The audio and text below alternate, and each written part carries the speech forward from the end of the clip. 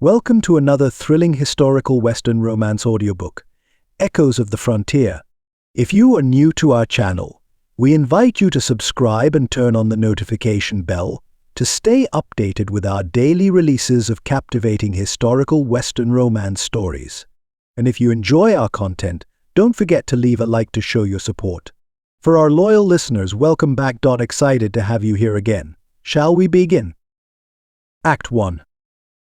The sun rose with the gentle grace of a mother cradling a newborn, spilling its soft golden light across the vast, untamed horizon of the frontier. From the high bluffs, the land stretched endlessly in all directions, a sprawling canvas of russet plains and jagged, snow-capped mountains that seemed to rise like silent sentinels against the sky. The air was crisp, carrying the sharp scent of pine and earth, and the quiet hum of nature whispered its eternal song, untamed and unyielding. Yet there was an unsettling stillness to the land, a fragile balance between the wild beauty of the frontier and the undeniable signs of encroachment that marred its pristine expanse. As the first rays of dawn painted the world in hues of amber and violet, the land appeared to stir, awakening from its slumber.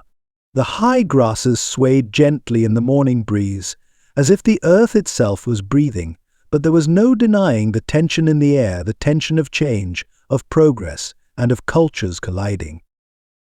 The frontier was a land of promise, of new beginnings, but also one of hardship, of uncertainty. It was a land where dreams were made and broken in the same breath, where hope and despair often walked hand in hand. The dust of the trail, the scent of wood smoke, and the sharp cry of the hawk above were the only sounds that punctuated the otherwise quiet stillness. But even in this moment of beauty, there was an undercurrent of something else, something deeper and more profound. The world was shifting, and the people who had long called this land home were beginning to feel the weight of that shift. Celia Thompson stood at the window of her cramped office in New York City, the morning light filtering through the slats of the blinds and casting long shadows across her desk. The clattering of typewriters and the murmur of voices in the newsroom were a constant backdrop, but today there was a quiet intensity in the air that mirrored her own.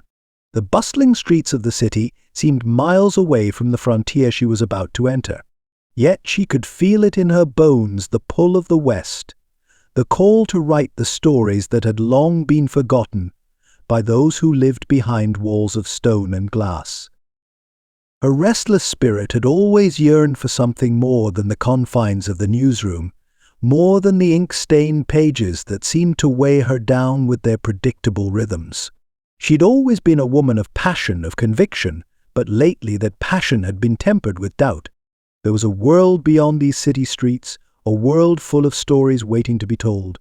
And Celia, with her fiery determination, was determined to be the one to tell them. She had been assigned to cover the pioneers, those who had ventured westward into the unknown, seeking a new life, a new beginning. But she could not ignore the part of her that wondered what it would be like to truly experience that life for herself, to stand on the edge of the wild plains and feel the wind in her hair and the dust beneath her feet. As she packed her bags, the weight of the unknown pressed against her chest, mingling with the excitement that had been building for weeks. She had no illusions about what she might find in the West. It would not be an easy journey. The stories she had heard were filled with hardship, danger, and loss. But there was something irresistible about the land, the raw, untamed beauty of it, the promise of something new, something she had never known in her structured, orderly life. And as the city outside continued its frenetic pace, Celia felt her heart quicken with anticipation, for she knew that her life was about to change in ways she could not yet imagine. Meanwhile, far to the west, Tyan sat on the high ridge, his dark eyes fixed on the horizon as he watched the first light of the day creep over the land. The plains stretched out before him, a vast sea of grasses and wildflowers that had been his home since birth. He had lived his entire life among these rolling hills, his people's connection to the land as ancient as the mountains themselves. He had been raised to honor the old ways, to stand tall in the face of adversity, and to protect the lands that his ancestors had tended for generations.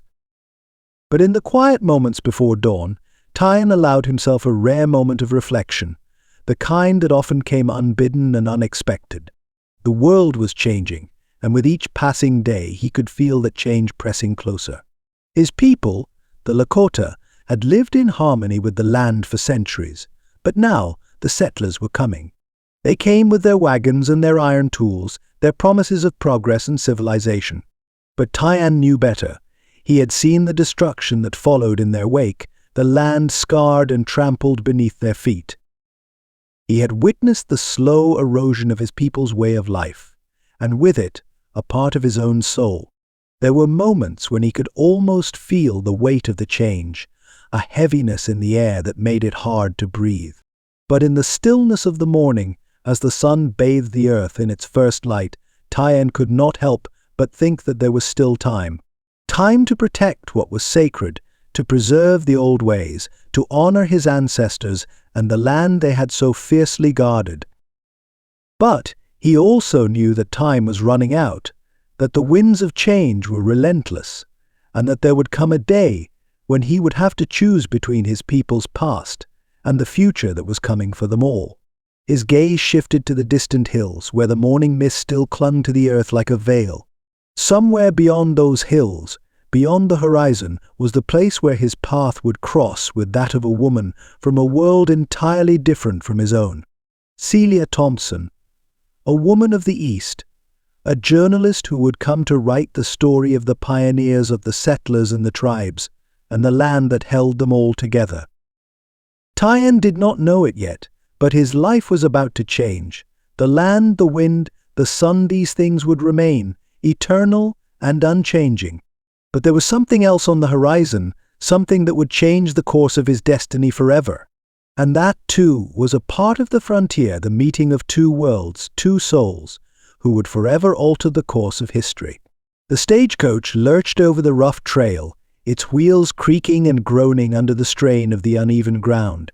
The air inside was thick with the scent of dust and leather, the windows cracked open just enough to let in the faintest breeze. Celia Thompson gripped the worn handle of her satchel, her other hand clutching the notebook that was her constant companion, the pages already filled with the stories of the East. But now the pages were empty, waiting for the new chapter of her life to unfold. The journey had been too long for her restless spirit, but it was almost over. In the distance, a thin line of smoke curled lazily into the sky, and the town she had been waiting for came into view, a small speck of civilization in the vast, unrelenting wilderness. The settlers had made their homes here, carving out a life in the harsh, untamed land. And Celia, determined, ambitious, and always in search of the next great story, was here to witness it all. She leaned back against the rough wooden bench of the coach, her heart racing with a mixture of excitement and trepidation. This was what she had come for, wasn't it? To witness the lives of those who dared to brave the frontier, to write about their hopes, their struggles, and the sacrifices they made to build something new in this wild world. She had heard stories of the settlers, of the hardships they endured and the dangers they faced, but Celia had always been one to seek the truth, to dig beneath the surface of a story and uncover what lay hidden. Her gaze swept over the town as the coach creaked to a halt. The streets were dusty, but there was a vitality in the air, men and women hurrying about their business, children playing in the dirt, the clatter of hooves and wagon wheels mingling with the murmur of voices. The buildings were simple, practical structures, many of them made of rough-hewn timber, their roofs sagging under the weight of years of use. The smell of fresh bread and roasting meat wafted from the small shops and inns, and Celia's stomach gave a low, protesting growl. She hadn't eaten since the morning, and the long hours in the stagecoach had left her feeling more than a little weary. She climbed out of the coach, taking in the bustling scene before her with a mixture of awe and uncertainty. This was it, the frontier. The land where history was being written day by day, the place where cultures collided, and where every man and woman had to fight for their place in the world. It was a far cry from the polished streets of New York City, where the noise of the city had always been a constant companion. Here the air was thick with the scent of earth and wood, with the smell of sweat and determination. As Celia made her way toward the modest inn that would be her home for the next few days, she noticed the quiet undercurrent of tension in the air. There were whispers in the street, soft murmurs that seemed to speak of something more than just the weather. The settlers who passed by her tough, weathered men with hardened eyes and women who looked as though they had borne the weight of the world on their shoulders gave her quick, curious glances but didn't offer any words of greeting. It wasn't hostility, exactly, but there was a wariness in the air, a suspicion of the newcomer. Inside the inn, the air was heavy with the smell of roasting meat and the murmur of low conversation. The proprietor, a stout woman with graying hair and a tired but kind expression, welcomed her with a nod. Celia took the small room offered to her, its walls adorned with simple, faded quilts and an old brass bedstead. The window overlooked the town's main street, giving her a clear view of the bustle outside. She unpacked her things quickly: camera, notebook, and the small trunk containing the clothes she'd brought with her, and then set off to gather her first impressions of the place. She spent the afternoon walking the streets, talking to the townsfolk, and listening to their stories. A local blacksmith told her about the challenges of working in the unforgiving climate, how the heat of the forge seemed to intensify in the summer months, making it feel as though the very air was alive with fire. A farmer explained how difficult it was to grow crops on the dry, hard earth, his hands calloused and cracked from years of labor. There were stories of families struggling to survive, of young men going off to fight in skirmishes with the indigenous tribes, of women who had buried their husbands and children in unmarked graves when the harsh winters had been too much to bear. But there was something else in the air, something that Celia couldn't quite put her finger on. It was in the way the people spoke about the land beyond the town's borders, how they spoke in hushed tones of the growing tensions with the Lakota, and of the fear that had begun to grip the settlers. They didn't say it outright, but there was a nervousness in their eyes, a sense that the peace they had fought so hard to carve out was fragile, and that it wouldn't take much for it to shatter. Celia listened carefully, her pen scratching across the pages of her notebook, but she could feel that there was more to this story than anyone was willing to say. As night fell, she retired to her room, the quiet hum of the town drifting in through the open window. The flickering light of an oil lamp cast long shadows across the room as Celia sat down to pen her first notes. Her mind raced, her thoughts swirling with the stories she had gathered and the mysteries that seemed to hang in the air like smoke. She wrote quickly, her words flowing onto the page as she recounted the lives of the settlers, their courage, their resilience, and the price they had paid to carve out a life on the frontier. But even as she wrote, a part of her mind drifted back to the land beyond the town, the hills and valleys, the endless expanse of sky and earth. A soft sound interrupted her thoughts, a distant galloping of hooves, faint but unmistakable in the stillness of the evening. It was the sound of a rider, swift and purposeful, moving toward the town from the direction of the hills. Celia paused, her pen hovering above the page. She wasn't sure why, but the sound stirred something deep inside her, a feeling of anticipation, of something drawing near. She leaned closer to the window, peering out into the darkening night, but the rider was already gone, swallowed up by the shadows. She returned to her writing, but the sensation lingered, an inexplicable pull, as if the land itself was calling to her, urging her to look beyond the stories of the settlers and the traders. There was a world out there, beyond the town's borders, a world filled with mystery and danger, where the past and present collided in ways that could change everything. Little did Celia know that distant gallop had not been the last sign of the land that would change her life forever. The wind came howling from the west, sharp and cold, the kind of wind that seemed to have no beginning and no end. Celia Thompson gripped the reins tightly in her hands, her knuckles white as the gusts rattled the wagon's wooden frame. Her heart thudded in her chest, the erratic rhythm of panic rising with each breath. The storm had come out of nowhere, dark clouds gathering with a speed that defied logic. The air was thick with the scent of dust, now turning to mud, and the sky had darkened to an ominous shade of grey, as if the heavens themselves were conspiring against her. She had been on the trail for hours, her destination just over the next ridge, a nearby settlement, where she hoped to gather more stories for her report. The wind had become unbearable, her wagon bouncing violently over the uneven trail as she urged the horses forward. The storm was relentless, a wall of rain that turned the road to slick, treacherous muck. Celia's stomach twisted in dread as the reins slipped from her grasp, the horses skittering with panic, their hooves digging into the earth with reckless abandon. "Steady, girl," she muttered to the lead mare, her voice trembling with the strain of the moment. She had always prided herself on her ability to keep control of any situation, but the frontier was a world governed by forces far greater than she could ever hope to command. The wind howled again, louder now, and just as she tugged the reins with all her strength, a sharp jolt made her gasp. The wagon lurched off the path, the wheels sliding into the soft earth, and in the blink of an eye it was over. The world tipped, the creaking wood groaning in protest, and then there was a sickening crash as the wagon overturned. Celia screamed, her body thrown against the side, the sharp edges of the wreckage digging into her skin. The noise of splintering wood, the frantic snorts of the horses, and the roar of the storm all blended together into a cacophony of chaos. Her heart pounded in her ears, the fear consuming her in waves as she struggled to right herself in the tangled mess of harnesses and broken boards. Her breath came in shallow gasps, and for a moment all she could do was lie there, dazed and disoriented, as the storm continued its fury. The world outside her small, broken cocoon seemed so far away, the tumult of nature so vast, so uncaring. Then, through the din of the storm, came another sound, the distant thud of hoofs.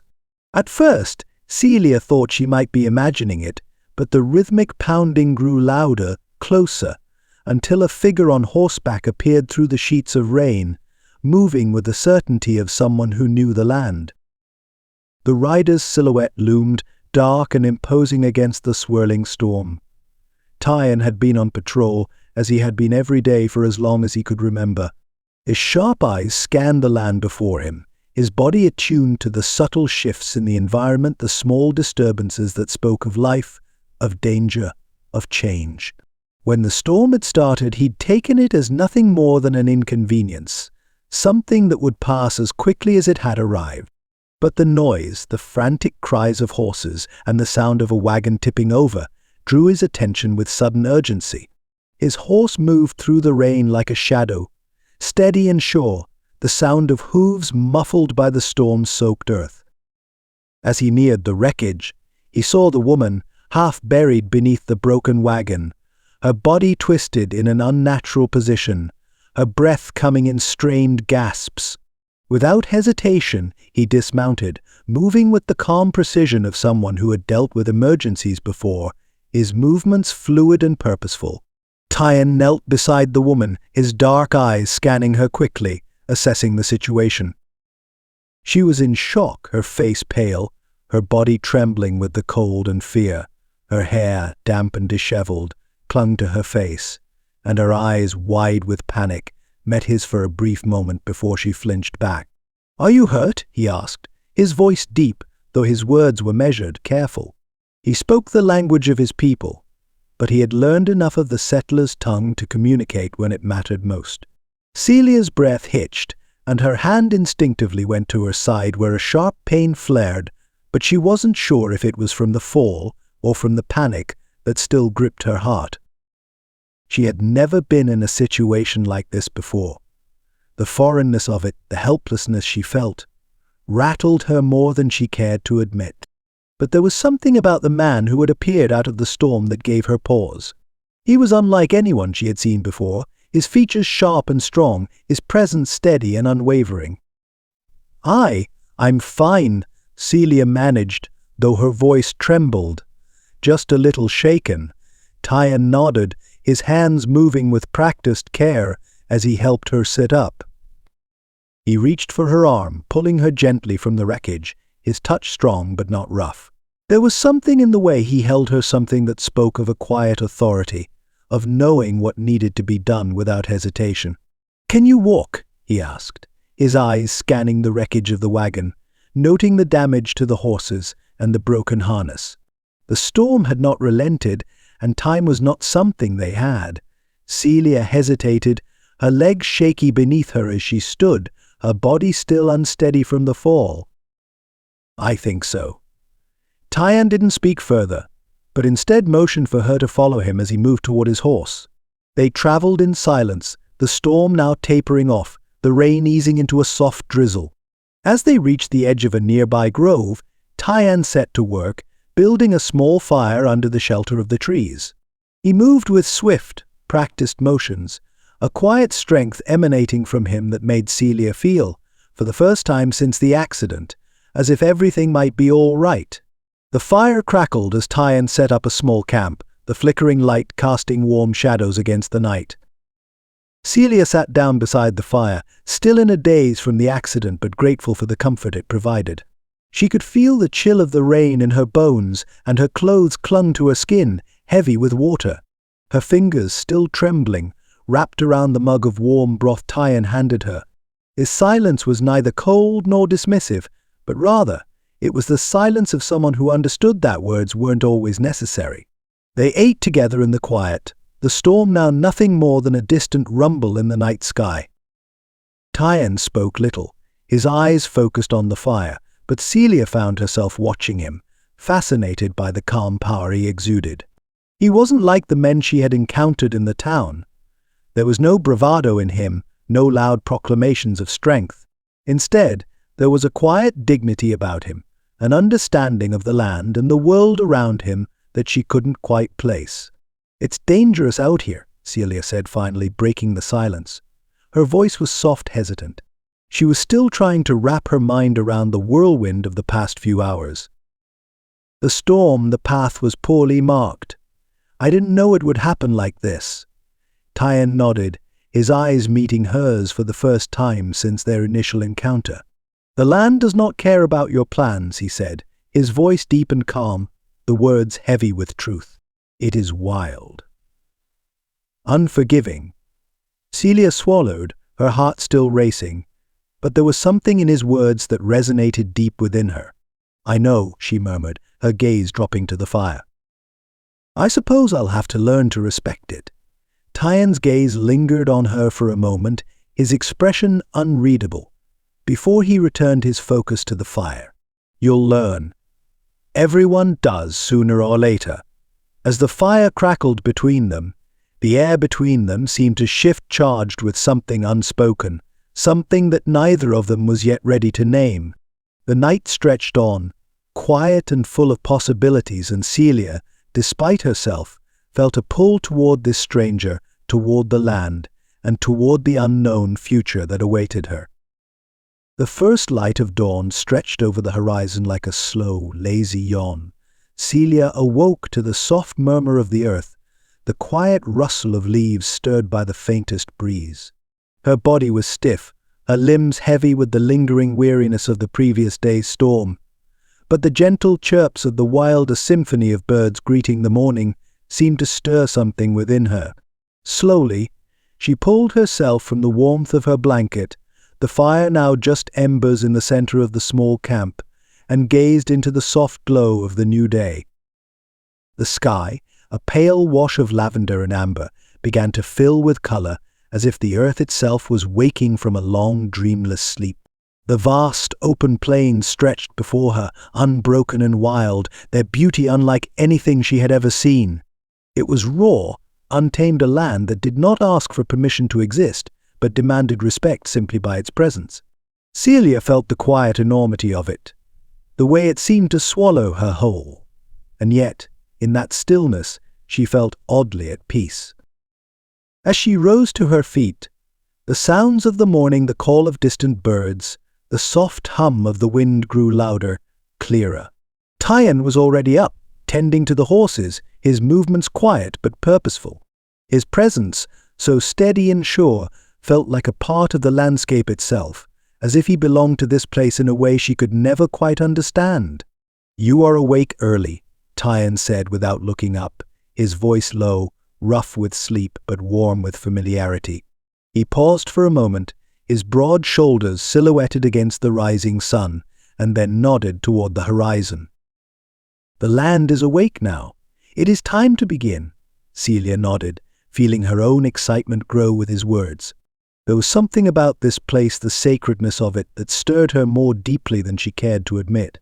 It wasn't just the land that was ancient here, it was the spirit of the people, the Lakota, and how they had lived in harmony with it for generations. Tyan led her down a narrow trail that wound through the tall grasses, each step taken with the rhythm of someone who had walked these paths 1,000 times before. The earth felt solid beneath her boots, but there was an unmistakable lightness in the air, as if the very atmosphere was filled with possibilities. She glanced at Tyan from time to time, studying the quiet dignity in his movements, the way he seemed to belong here, to understand the land as though it whispered to him, telling him its secrets. Their journey took them deeper into the wilderness, the morning sunlight casting long shadows over the land. As they walked, Tyan began to speak of the sacred sites, the places where the spirits of his ancestors had touched the earth, and where the Lakota people came to honor the land. He stopped at one such place, a circle of large stones weathered by time and the elements. He motioned for Celia to stand in the center of the circle, his eyes dark with reverence. "This is where my people come to listen," Tyan said softly, his voice carrying a weight of history that made Celia's heart achy with an unfamiliar emotion. "The stones are ancient. They hold the stories of those who came before us. The land remembers them." Celia stood in the center, her breath catching as she felt the air around her shift. It was subtle, barely perceptible, but it was there. A sense of something greater than herself. The stones, worn smooth by centuries of wind and rain, seemed to hum with energy, a deep, vibrating pulse that reverberated through her chest. She closed her eyes for a moment, trying to absorb the feeling, the connection, the understanding. It was as if the earth itself was speaking, and though she could not hear the words, she felt them. Tyan watched her in silence, his expression unreadable, but there was something in the way he looked at her, something that held the weight of shared understanding. The silence stretched between them, not uncomfortable, but full of meaning. After a long pause, Tyan finally spoke again, his voice softer now. "The land does not ask for much, but it gives everything," he said. "In return, we give our respect." Celia nodded, but her heart ached with a new realization how little she had understood about the world until now. She had written stories, yes, about hardship and progress and the pushing of frontiers, but those stories had been about people. They had not been about the land, or the way the earth shaped the lives of those who've called it home. She felt the weight of her own ignorance, but also a deep hunger to understand, to learn, truly learn what it meant to live in harmony with something so vast, so ancient. They moved on, and the journey became a quiet dance of shared silence, of stolen glances and unspoken understanding. As the day wore on, Tyan led Celia to a quiet clearing. The air was thick with the scent of pine and damp earth, and the sound of a nearby creek murmured softly in the distance. Tyan stopped in the center of the clearing, his face calm and unreadable as he began to gather wood for a fire. Celia, still trying to process all that she had seen and heard, knelt beside him, watching the way his hands moved with the grace of someone who had lived this life his entire existence. Once the fire was built, Tyan sat back, his posture relaxed but still alert. The flames flickered brightly, casting a warm glow on his face, and for the first time since their encounter, Celia noticed the weariness in his eyes, the quiet burden that seemed to weigh on him. But there was strength there too, a resilience that spoke of someone who had endured much and yet remained unbroken. "I have learned much about your people," Tyan said after a moment, breaking the silence. His voice was still rough, but carried a note of genuine curiosity. "What of your people, Celia? What do you know of us?" Celia hesitated for a moment, the weight of his question heavy on her tongue. She could feel the cultural divide between them, the chasm that separated her world from his. But it was not a wall. It was a bridge, a place where their stories could meet. She looked into his eyes, trying to find the right words to express what she had only just begun to understand. "My people are driven by ambition," Celia said slowly, her voice reflective. "We are always pushing forward, always seeking the next thing. I have been taught to write about what I see, what I know. But I am beginning to see there is so much more than what I have been told." Tyan nodded, his gaze steady, as though he were listening to something beyond her words. "I do not seek to change your mind," he said, his voice soft, "only to share with you what has been shared with me. The land gives all that we need, but it asks for respect in return." Celia felt the deep truth in his words, and the silence between them grew comfortable. She had never felt such an intimacy with anyone, let alone someone so different from herself. It was as though the land had woven them together, pulling them into its rhythm, its pulse, its unspoken language. Later that night, as the fire flickered low, they sat together, the vast sky above them dotted with stars. Celia wrote in her journal, capturing the essence of the day, the moments of connection that had deepened her understanding of this strange and beautiful land. Tyan sat beside her, his presence a quiet anchor in the vastness of the world around them. But as the night grew darker, Celia could sense the weight of something unspoken between them, a shadow on the horizon, just out of reach but close enough to feel. She looked up at Tyan, her heart heavy with the knowledge that their paths were not as easily intertwined as she had hoped. The land, vast and untamed, would always remain between them, its history and its future threatening to pull them in opposite directions. Tyan's gaze met hers then, and there was something in the way he looked at her, a quiet acknowledgement of the tension that simmered just below the surface. It was a tension that neither of them could ignore, the knowledge that their bond, though powerful, could not escape the weight of history, of the collision of worlds. And so they sat in silence, under the starlit sky, knowing that their journey together was only just beginning, but also understanding that the road ahead would not be without its struggles. The land, the stars, the fire, these things would remain. But what of them? What of the two souls who had found something deep and enduring within the silence? Would they be enough to bridge the gap between the past and the future? Only time would tell. The days bled into each other as Celia lingered in the region, a strange mix of urgency and tranquility weaving together in her heart. Her assignment was clear, but each passing day seemed to blur the lines between work and discovery. The frontier, once something foreign and distant in her mind, was now a reality she could not easily escape. She had come to report, to capture the stories of the settlers and the land they had claimed as their own. But it was the people of the land, the Lakota, that had captured her attention in ways she hadn't anticipated. Tyan's encampment, nestled among the wild beauty of the plains, had become a place of refuge for her, a place where the world beyond the horizon faded into the background.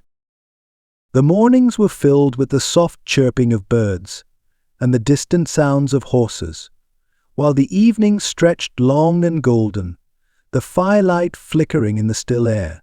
Celia often found herself walking the land with Tyan, her steps in sync with his as they made their way through the tall grasses or along the edge of the river. The beauty of the place was as raw and untamed as the people who lived there, and she marveled at the simplicity that pervaded everything. They spoke often, but there was something about their conversations, something unspoken, that made them feel more like two people quietly observing the world than engaging in active exchange. Celia found herself asking questions she had never thought to ask before, about the land, the traditions, and the people who called it home.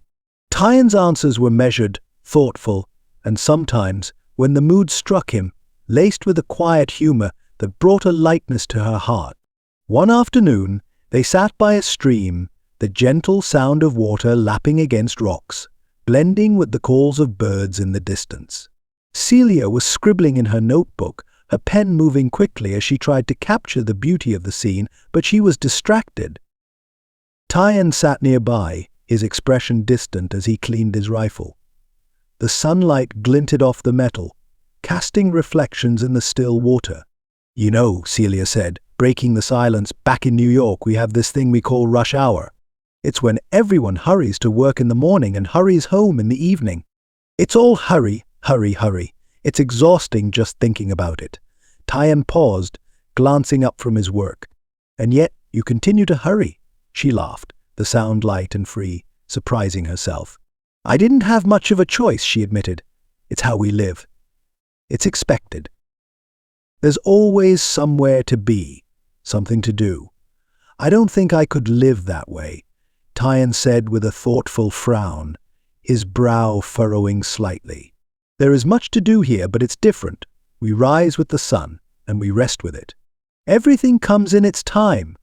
"I can see that," Celia said, the words lingering in the air between them. "There's a rhythm to it, isn't there? A kind of peace." Tyan nodded, his eyes turning back to the rifle, his fingers deft as they worked with the barrel. "The land gives its rhythm, we simply follow." Celia thought about that for a long time. She had spent so much of her life chasing the future, running from one assignment to the next, always seeking the next big story. But here, with Tyan, there was something different, something more grounded. The quiet moments, the steady cadence of life on the plains, had a way of slowing her thoughts and making her see the world in a way she had never allowed herself to before. A few days later, the mood in Tyan's village was one of quiet celebration.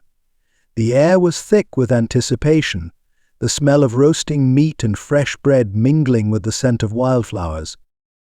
Celia had been invited to a communal gathering, an event that would bring together members of Tyan's people to celebrate the harvest and to honor the spirits of the land.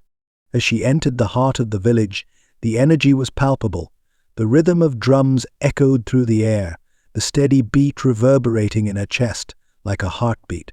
The Lakota were gathered in clusters, some sitting on the earth, others standing and moving in time with the music.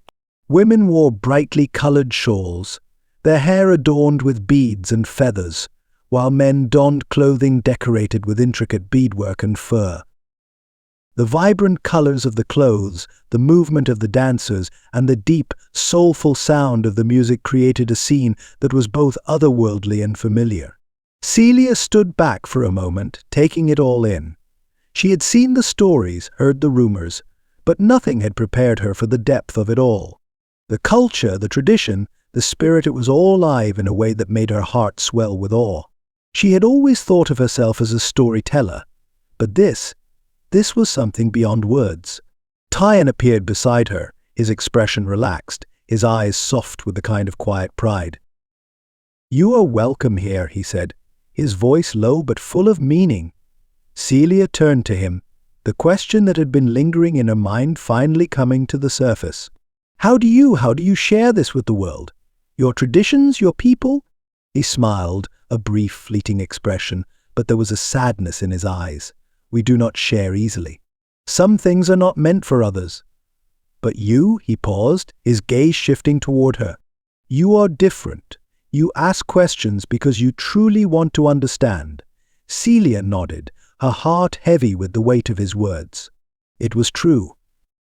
She had come here with the intent to document, to capture the lives of the pioneers, to report on the land and its people. But now, as she stood among them, she realized that her role as a journalist had blurred. She wasn't just here to tell their story. She was here to witness it, to learn from it, to understand it. Later, as the evening stretched on, Celia found herself dancing with the women of the tribe. She had never danced like this before, without structure, without rules, just the beat of the drums and the movement of her body. It was freeing, exhilarating. She laughed as the women twirled and spun, their movements fluid, graceful. For a brief moment she forgot the weight of her pen, the weight of her expectations.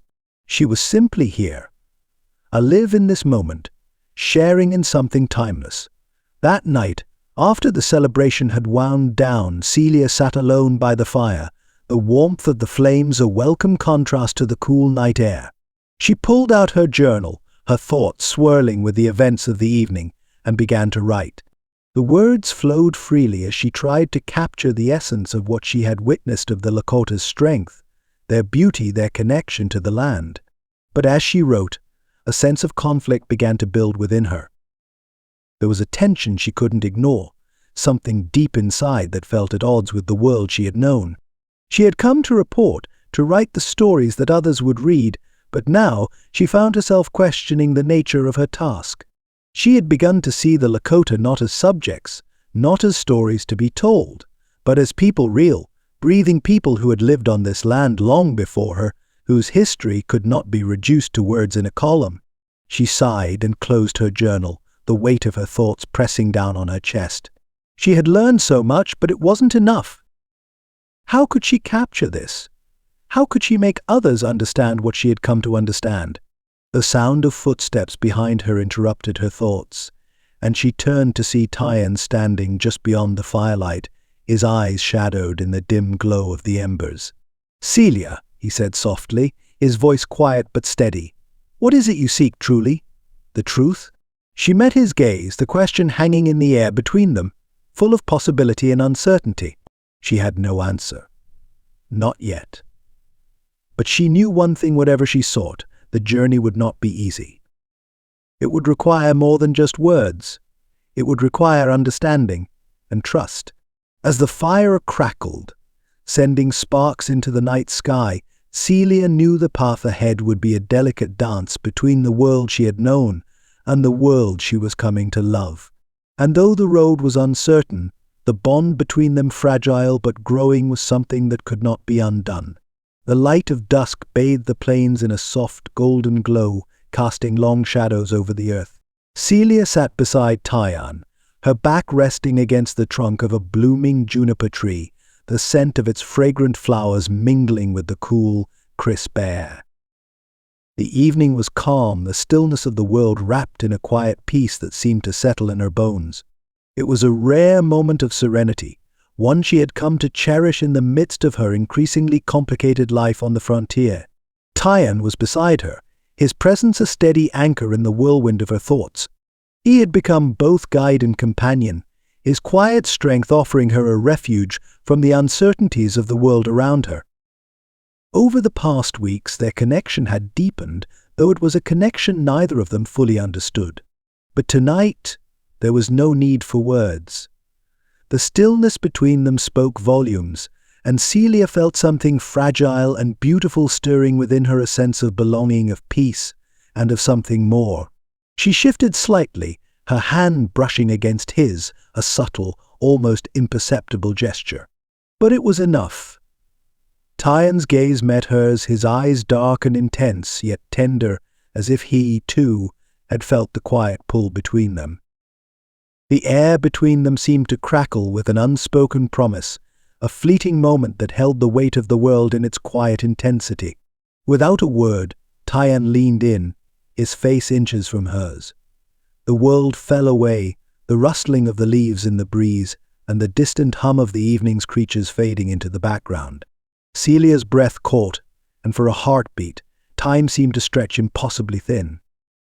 Then, as gently as the breeze that swept across the plains, his lips brushed against hers, soft, fleeting, but enough to ignite something deep inside her. The kiss was brief, but it was filled with the sweetness of all that had passed between them, every shared glance, every quiet conversation, every moment of understanding. When they pulled away, Celia's heart was racing, her chest rising and falling with the intensity of the moment. Tyan's hand lingered on hers, the warmth of his touch grounding her in the moment. "You are like the land," he said softly, his voice a low murmur, barely audible against the wind, full of quiet strength, waiting to bloom. Celia smiled, the words stirring something within her, something she hadn't realized was there. She had come to the frontier seeking stories, seeking the truth of a land and its people.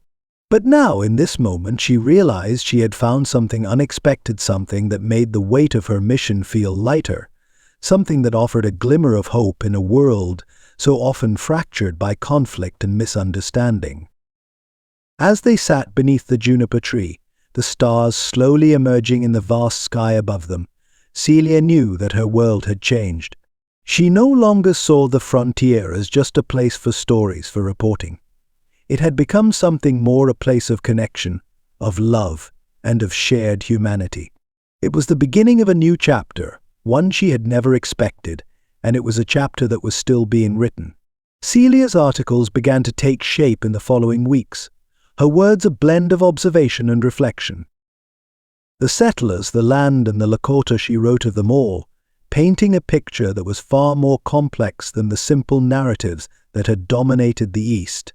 Her words breathed life into Tyan's story, capturing not just the hardships of his people, but the strength, the beauty, and the deep-rooted connection they had to the earth. She wrote of the land as a living, breathing entity, something that could not be separated from the people who called it home.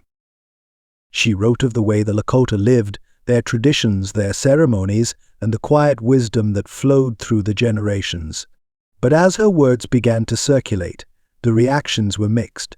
Some settlers read her articles with rapt attention, seeing for the first time the humanity and complexity of the people they had once viewed as little more than a nuisance. Others, however, were less receptive, their hearts hardened by years of prejudice and fear. Celia's perspective challenged the prevailing notions of the frontier, and she knew that some would see her as a traitor to her own kind. One evening, as she sat in the common room of the inn, her latest article spread out before her, she overheard a conversation between two settlers at the bar. The words were sharp, full of disdain. "She's gone soft," that one man muttered, his voice low but carrying. "Can't believe she's writing about them like they're real people. It's the land that needs taming, not those savages." Celia's heart tightened, but she didn't allow herself to flinch. She had expected this. She had known there would be resistance, but that didn't make it any easier to bear. Still, she couldn't stop writing. She couldn't stop telling the story of a land and its people, no matter how hard the truth was to hear. Days later, Tyan invited her to a communal gathering, a feast to celebrate the successful harvest and to honor the spirits of the land. The village was abuzz with activity as the preparations took shape. The air was thick with the scent of roasting meat and freshly baked bread, the flickering light of lanterns casting soft, golden glows across the faces of those gathered. It was a celebration, a moment of joy in a world that was often marred by struggle. Celia was an observer at first, standing to the side as the Lakota women and men danced around the fire, their movements graceful, their voices blending with the beat of the drums. The rhythm of the dance was intoxicating, the energy palpable in the air as the community came together in unity. Celia felt a stirring deep within her, a connection to something larger than herself. She was no longer just an outsider, observing from a distance. She was a part of this moment, this celebration of life, of the earth, of the people who had fought to protect it. When the drums slowed and the dancing ceased, Tyan came to her, his eyes bright with a warmth she had not seen before. He reached into his pouch and pulled out a small object, a token wrapped in leather. As he handed it to her, his fingers brushed hers, the contact sending a shiver down her spine. "This is for you," he said quietly, his voice filled with meaning. "A symbol of the bond we share with the land. It is our way of saying you are one of us now." Celia took the token, unwrapping it carefully. It was a small, intricately carved stone, smooth and worn from years of use. The symbols etched into its surface were foreign to her, but the significance was not lost. This was a gift, a gesture of acceptance, and it filled her heart with an overwhelming sense of belonging. "Thank you," she said softly, her voice thick with emotion. She looked up at Tyan, her eyes searching his, and in that moment she knew that no matter the challenges that lay ahead, there was something here, something real, something that could not be taken away. Later, as the fire burned low and the stars glittered above them, Celia danced with the others, her movements hesitant at first, but then free, flowing with the music and the spirit of the night.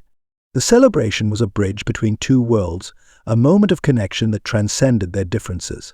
It was a small victory, a whisper of hope in a fractured world.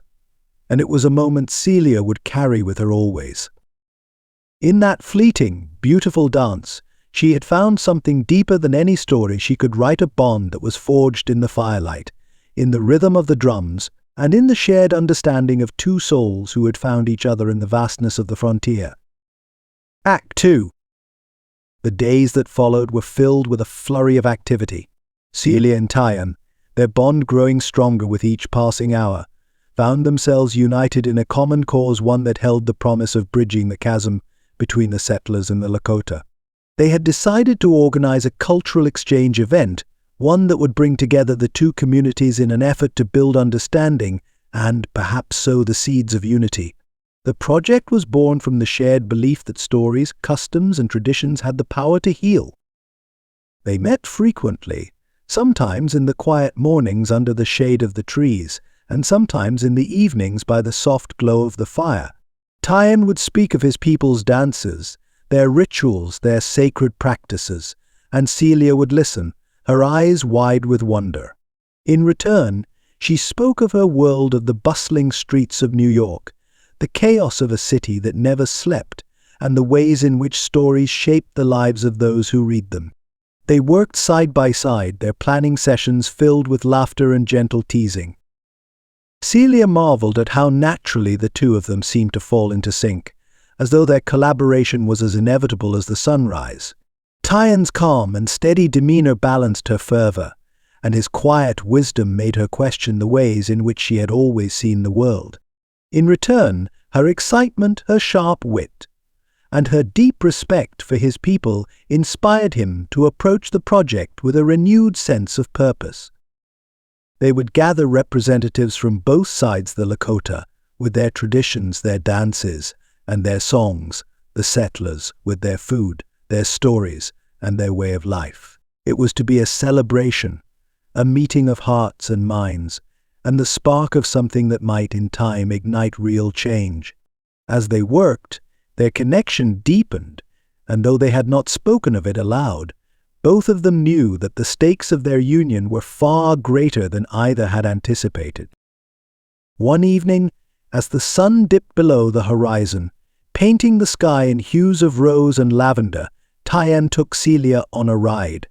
The horses moved together through the prairie, their hooves sinking softly into the earth, the wind whispering through the grasses.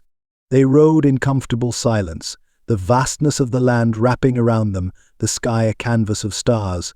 As the moon rose higher, casting its pale light on the earth, Tyan pulled his horse to a stop. They dismounted and walked into a small glen, the moonlight filtering through the leaves, casting soft shadows on the ground. The air was thick with the scent of pine and wild flowers, and the sound of the night crickets chirping. An owl in the distance seemed to create a music all its own. Celia's breath caught as she looked at Tyan. He was silent, watching her with an intensity that left her feeling exposed and vulnerable, yet oddly at peace. There, in the moonlight, with the cool breeze of the evening caressing her skin, she could no longer deny the pull between them, the undeniable force that had grown stronger with each passing day. "Tyan," she whispered, her voice low, filled with a tenderness that surprised her. "Do you ever think about the future? About what happens after this?"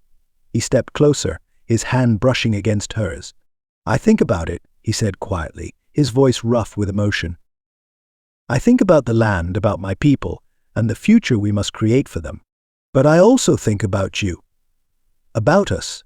Celia's heart beat faster, her breath shallow as his hand came to rest on her cheek, his thumb brushing across her skin in a slow, deliberate motion.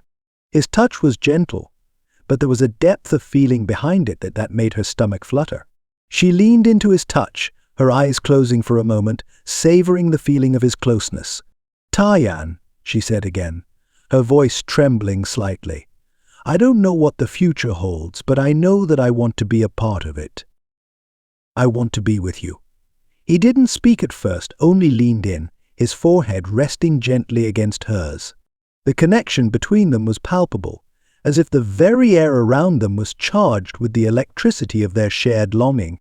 Then, slowly, he closed the distance. his lips brushing hers in a kiss that was both tender and fierce, full of the promise of something deeper, something lasting. The world around them faded as they kissed, the soft rustle of the leaves, the cool night air, the gentle light of the moon, it all blurred into the background. There was only the two of them, a moment suspended in time, a fleeting but beautiful promise of what could be. When they pulled apart, their breaths mingled, both of them reluctant to break the connection. Celia's voice was barely a whisper as she spoke. "I don't know how to navigate this. What we are, what we might become." Tyan's fingers lightly traced her jawline, his expression soft. "I do not know either," he murmured, "but I know that it is worth finding out." And for that brief moment, under the vast sky and the endless plains, the world seemed right. For the first time since arriving on the frontier, Celia felt a sense of peace settle in her heart, a hope for the future that had once seemed impossible. As the day of the cultural exchange approached, both Celia and Tyan felt the weight of what they were attempting to accomplish. The settlers were wary, as expected, and the Lakota were cautious. But there was a quiet sense of optimism that hung in the air, a hope that this event, this coming together of two very different worlds, might be the spark that lit a flame of understanding. Celia's writing had begun to capture more than just the essence of the land and its people. Her words now carried a sense of urgency, a belief that there was still time to change the course of the future. She wrote not only of the settlers' struggles, but of the strength of the Lakota people, their deep bond with the land, their resilience in the face of adversity.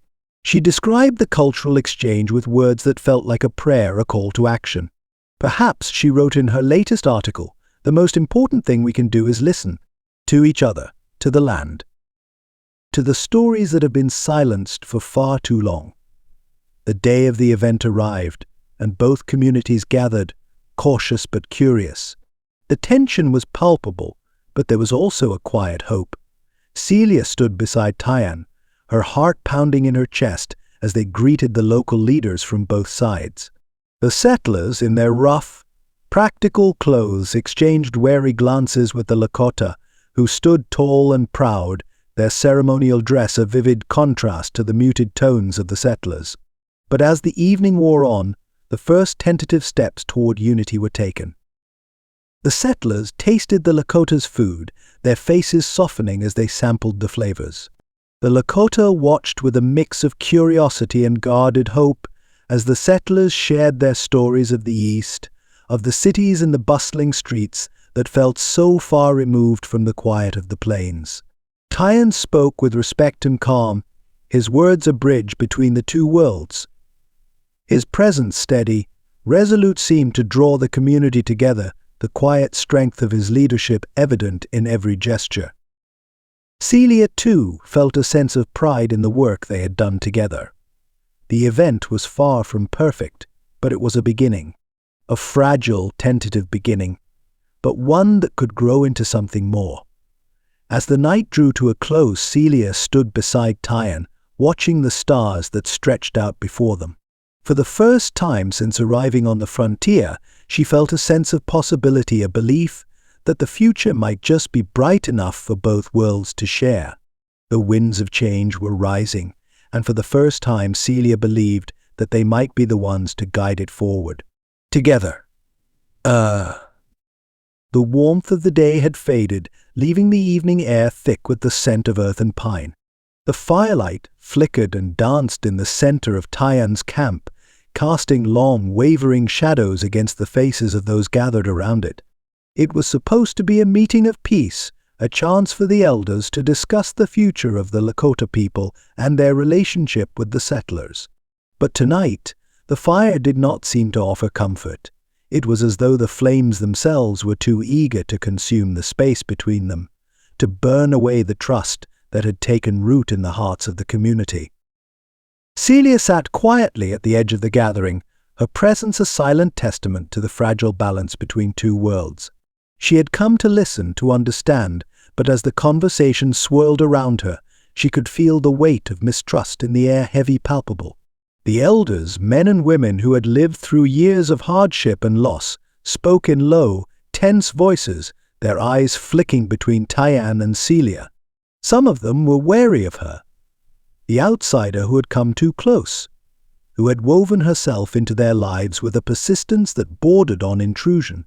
"I don't understand why we must entertain this," one of the elders said, his voice rough, his face lined with years of battle. "She is not one of us. She does not understand our ways, our traditions.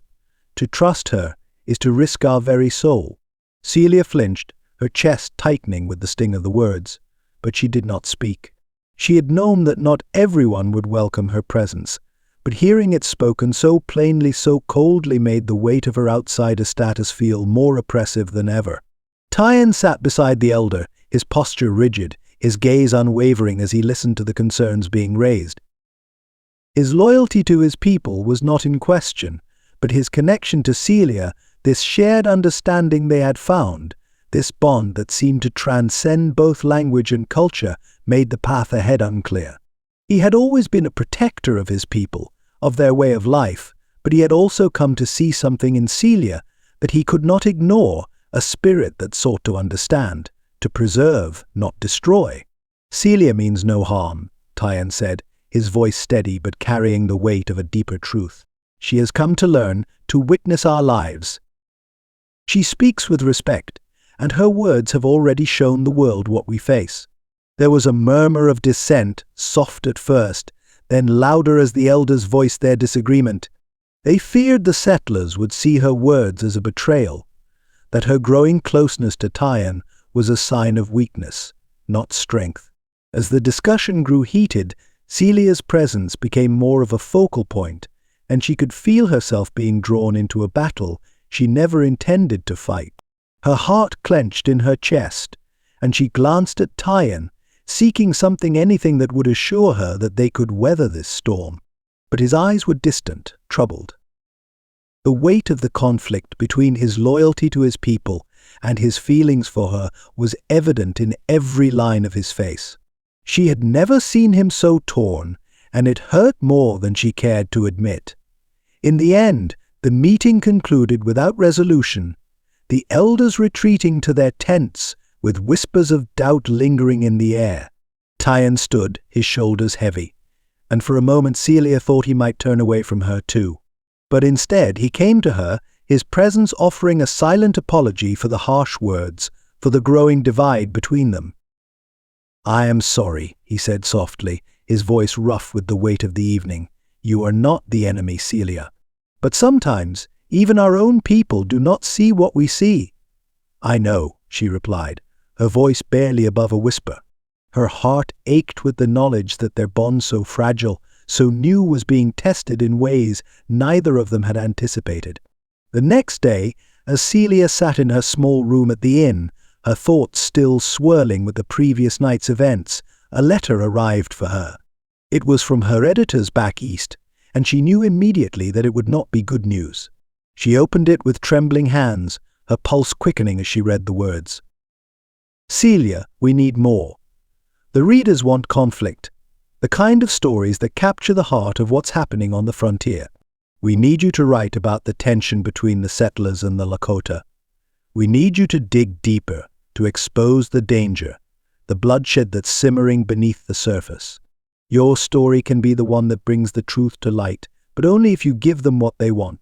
Her heart sank. The very idea of writing the sensational stories they wanted, stories that painted her friends, the Lakota, as nothing more than savages, was repulsive. But the truth was, her career, her livelihood, depended on it. The pressure of it crushed her chest as she stared at the letter, feeling the weight of her choices bearing down on her. How could she reconcile the journalist she had been with the woman she had become in Tyann's world? How could she betray the very people she had come to admire, to love? And yet, how could she turn her back on her editors, on the people who had given her the chance to prove herself in the first place? The ink on the page blurred before her eyes as she ran a hand through her hair, the tension in her shoulders unbearable. Every part of her screamed that she would not compromise the truth.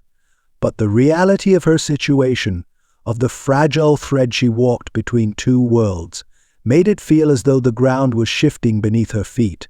Later that evening, as Celia made her way back to the village after a long, restless day of writing, she was stopped by a local settler, one who had been part of the first wave of settlers to the region. His face was weathered, his eyes hard, but there was a sharpness to his gaze as he stepped in front of her on the path. "You're the one, aren't you?" he asked, his voice low and menacing. "The one who's been writing about those people, making them out to be human. You don't belong here, lady, you've gone too far. And if you keep pushing this, you'll pay the price for it." Celia's heart pounded in her chest, the words hitting her like a slap. She tried to step around him, but he moved to block her path, his stance aggressive, his eyes narrow with suspicion. "Be careful, Miss Thompson," he warned, his voice barely a whisper. "There are many out here who don't take kindly to your kind. Don't think the settlers are the only ones who'll suffer from your betrayal." A shiver ran down her spine, and her breath caught in her throat. The warning was clear. The fragile peace she had worked so hard to build was on the verge of unraveling.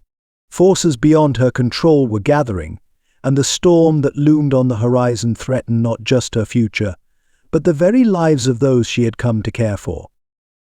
Her mind raced as she walked away from the man's shadowed form, his words echoing in her ears. There was no turning back now. The path she had chosen was fraught with danger, with the possibility of tragedy.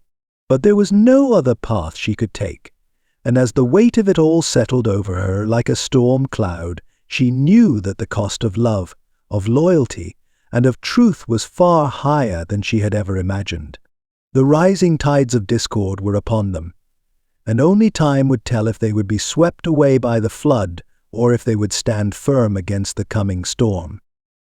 The air was thick with dust and the heavy scent of smoke. The ground beneath Celia's feet trembled as distant cries echoed through the plains. She had seen the first signs of trouble, the nervous glances of settlers, the quiet murmurs in the Lakota camp, but nothing could have prepared her for the eruption of violence that followed. The sun hung low in the sky, casting an orange glow over the land as the first sounds of the skirmish reached her ears, shouted commands, the sharp crack of gunfire, the screams of horses and men. Her heart lurched, and for a moment she stood frozen, her breath shallow in her chest. This was what she had feared, what she had worked so hard to prevent, the collapse of the fragile peace that had begun to form between the settlers and the Lakota. Her articles, her words, they had never meant to ignite this. She had only hoped to bring understanding, to show the humanity of both sides.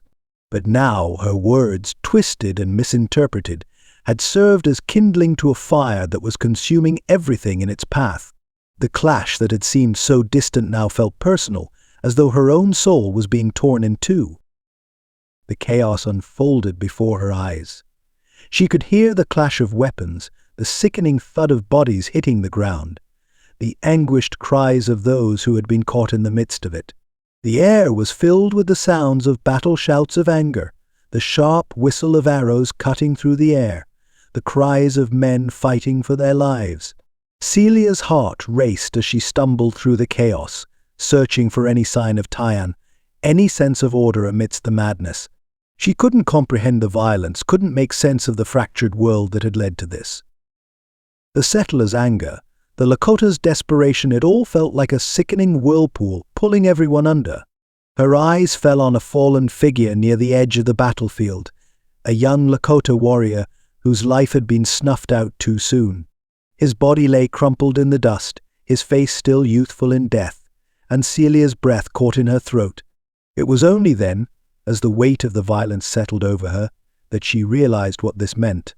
This wasn't just a clash of cultures, it was a war, one that she had unwittingly stoked with her own words. As the sun sank lower in the sky, the aftermath of the skirmish was revealed in all its brutal reality. The ground was littered with bodies, some settlers, some Lakota life extinguished in the blink of an eye. Celia's stomach churned as she moved through the battlefield, her hands trembling. The images of the carnage burned into her mind. The once beautiful plains now seemed marred by the bloodshed, the earth scarred by the violence that had unfolded. but it was Tyan's grief that cut through her like a blade. He had been searching for someone when she finally found him, kneeling beside the lifeless body of his younger cousin, Koda. The young man, barely more than a boy, had always been a presence in Tyan's life, his laughter and energy a constant in the camp. Now he was gone, his bright future snuffed out by a bullet meant for someone else. Celia approached slowly, her heart heavy with guilt. She didn't know what to say. Words felt too small, too inadequate in the face of the loss Tyan was now enduring. She had seen the bond between them, had witnessed Koda's energy, his infectious joy. And now he was gone. Tyan's chest heaved as he gripped Koda's lifeless hand, his face a mask of pain, his eyes hollow with sorrow. "I couldn't protect him," Tyan whispered, his voice breaking. "I promised him, Celia. I promised him I would protect him." Celia knelt beside him, her heart aching as she reached out to place a hand on his shoulder. "You couldn't have known. No one could have known it would come to this." Tyan's gaze lifted to hers, his eyes filled with a mixture of anguish and something darker, something raw, something that reached out to her in a way that made her own heart crack. "But I should have known," he said, his voice hoarse. "I should have stopped it before it started." "I should have known," Celia said, her voice trembling, firm with the conviction of her own guilt. "No, Tyan, you couldn't have stopped it. None of us could." But even as she said the words, a gnawing guilt took root deep inside her. The settlers who had read her articles, the ones who had latched onto the stories of conflict, the ones who had been waiting for an excuse, they had found it. Her words had been meant to bring understanding, but instead they had fanned the flames of hatred. She had not started this war, but her voice had made it louder. And now innocent lives had been lost, and there was no turning back. As night fell, the camp was heavy with mourning, the quiet broken only by the occasional sob or the soft whisper of someone offering a prayer. Celia could hardly bear to stay in the village, where the air seemed thick with sorrow, so she retreated to the outskirts, finding a quiet place to sit. The weight of the day, the violence, the death, the guilt pressed down on her, and she was certain she could feel the very earth beneath her shaking with the knowledge of what they had all lost. Her journal was in her hands, the pen in her fingers, but her mind was blank. What was she supposed to write? How could she capture this moment, this tragedy, in words? How could she explain the human cost of her own ambition? The ink blurred on the page as she fought to steady her hands. She had been so sure, so certain, that her writing could change things, could bring people together. But now she wasn't so sure. Now all she could see was the body of Koda, the tears in Tyan's eyes, and the broken world she had helped to shape. Her heart broke for Tyan, for his people, for the settlers, for everyone who had been caught in the middle of a war they had never wanted. The hope she had once felt now seemed like a distant memory, slipping away from her grasp as she realized how fragile that hope had been. The land, the people, the stories, it all felt so far away now, lost in the bloodshed and the chaos. And all she could do was sit there, beneath the vast sky, as the stars above her flickered like distant beacons in a world that no longer felt like the one she had dreamed of. The moon was a pale sliver in the sky, its light muted by the heavy clouds that gathered overhead. The camp was eerily quiet, save for the occasional rustling of the wind through the trees, as if the earth itself held its breath, waiting for something to give. Celia stood at the edge of the firelight, her hands trembling, eyes fixed on the ground. The events of the day, the violence, the death, the crushing guilt had left her hollowed out, drained. She could hear the murmurs of the Lakota around her, the grief in their voices as they prepared the dead for the rituals of mourning. But even amidst the somber silence, the weight of Tyan's absence pressed heavily on her chest. He had not come to her since the skirmish, not once. His grief had swallowed him whole, and she could feel the distance between them stretching further with each hour that passed. He had lost so much: his cousin, his people's hope, his belief in unity, and she could not deny that, in a way, she had been the one to fuel the fire. Her eyes stung with the unshed tears of helplessness, but she fought them back. There was no time for tears, no time for self-pity. Not when there was so much to fix, so much to undo. But the bitterness in her mouth was unmistakable, the taste of lost dreams and broken promises. Just as she turned to retreat to her small tent, a sharp voice cut through the night air. "Celia." She froze, her heart skipping a beat. The voice was familiar, a low, pained rumble that sent a chill through her spine. Slowly she turned, and there he was, Tyan, standing a few feet away, his expression a mixture of anguish and barely contained fury. His shoulders were squared, his face tight with pain, and his eyes were filled with a sorrow that pierced her heart more deeply than any words could. "Tyan," her voice came out hoarse, a whisper, as if the weight of the moment had stolen her ability to speak. "I need to hear it from you," he said, his voice rough, but there was no mistaking the accusation in it. Tell me that you didn't mean for this to happen, that you didn't want this." Her breath caught in her throat.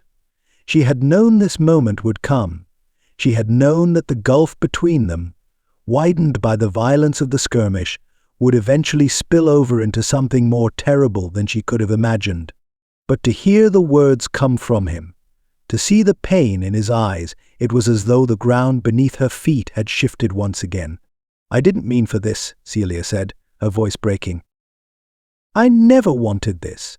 I wanted people to understand. I wanted them to see you, the real you. Your people, your strength." But her voice faltered as her heart clenched in her chest. "I didn't think this would happen.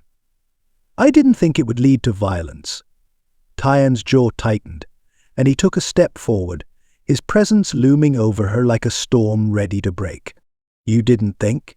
he repeated bitterly, his words cutting into her like ice. "You didn't think about what your words would do, what it would cost." Celia recoiled, her chest tight with the weight of his fury. She had never seen him so angry, so hurt. And she couldn't blame him. She had been the one to paint the settlers and the Lakota as two sides of a coin, each with their own righteousness, each with their own suffering. She had hoped to bridge the gap between them, to create understanding, but she had only succeeded in making things worse. "I didn't mean for anyone to get hurt," she said, her voice barely above a whisper. "I only wanted to share the truth." "The truth?" Tyan spat, his eyes blazing now. "The truth as you see it. You don't understand, Celia. You don't understand what it means to be one of us, to live in this world, where every word you write can cost us everything." He paused, his breath heavy as he took another step closer. "You don't know what it's like to have your life, your very existence, reduced to something that can be used to manipulate others." Celia stepped back, her heart pounding painfully in her chest. "Tyan, I never wanted to hurt you. I never wanted to hurt anyone." Her eyes searched his, desperate for some sign that he understood, some trace of the man who had smiled at her, who had shared his life with her, who had held her close under the stars. But Tyan was silent, his gaze unreadable. He shook his head slowly, as if the weight of his grief was too heavy for him to bear. "It doesn't matter now," he said, his voice hoarse. "It's done.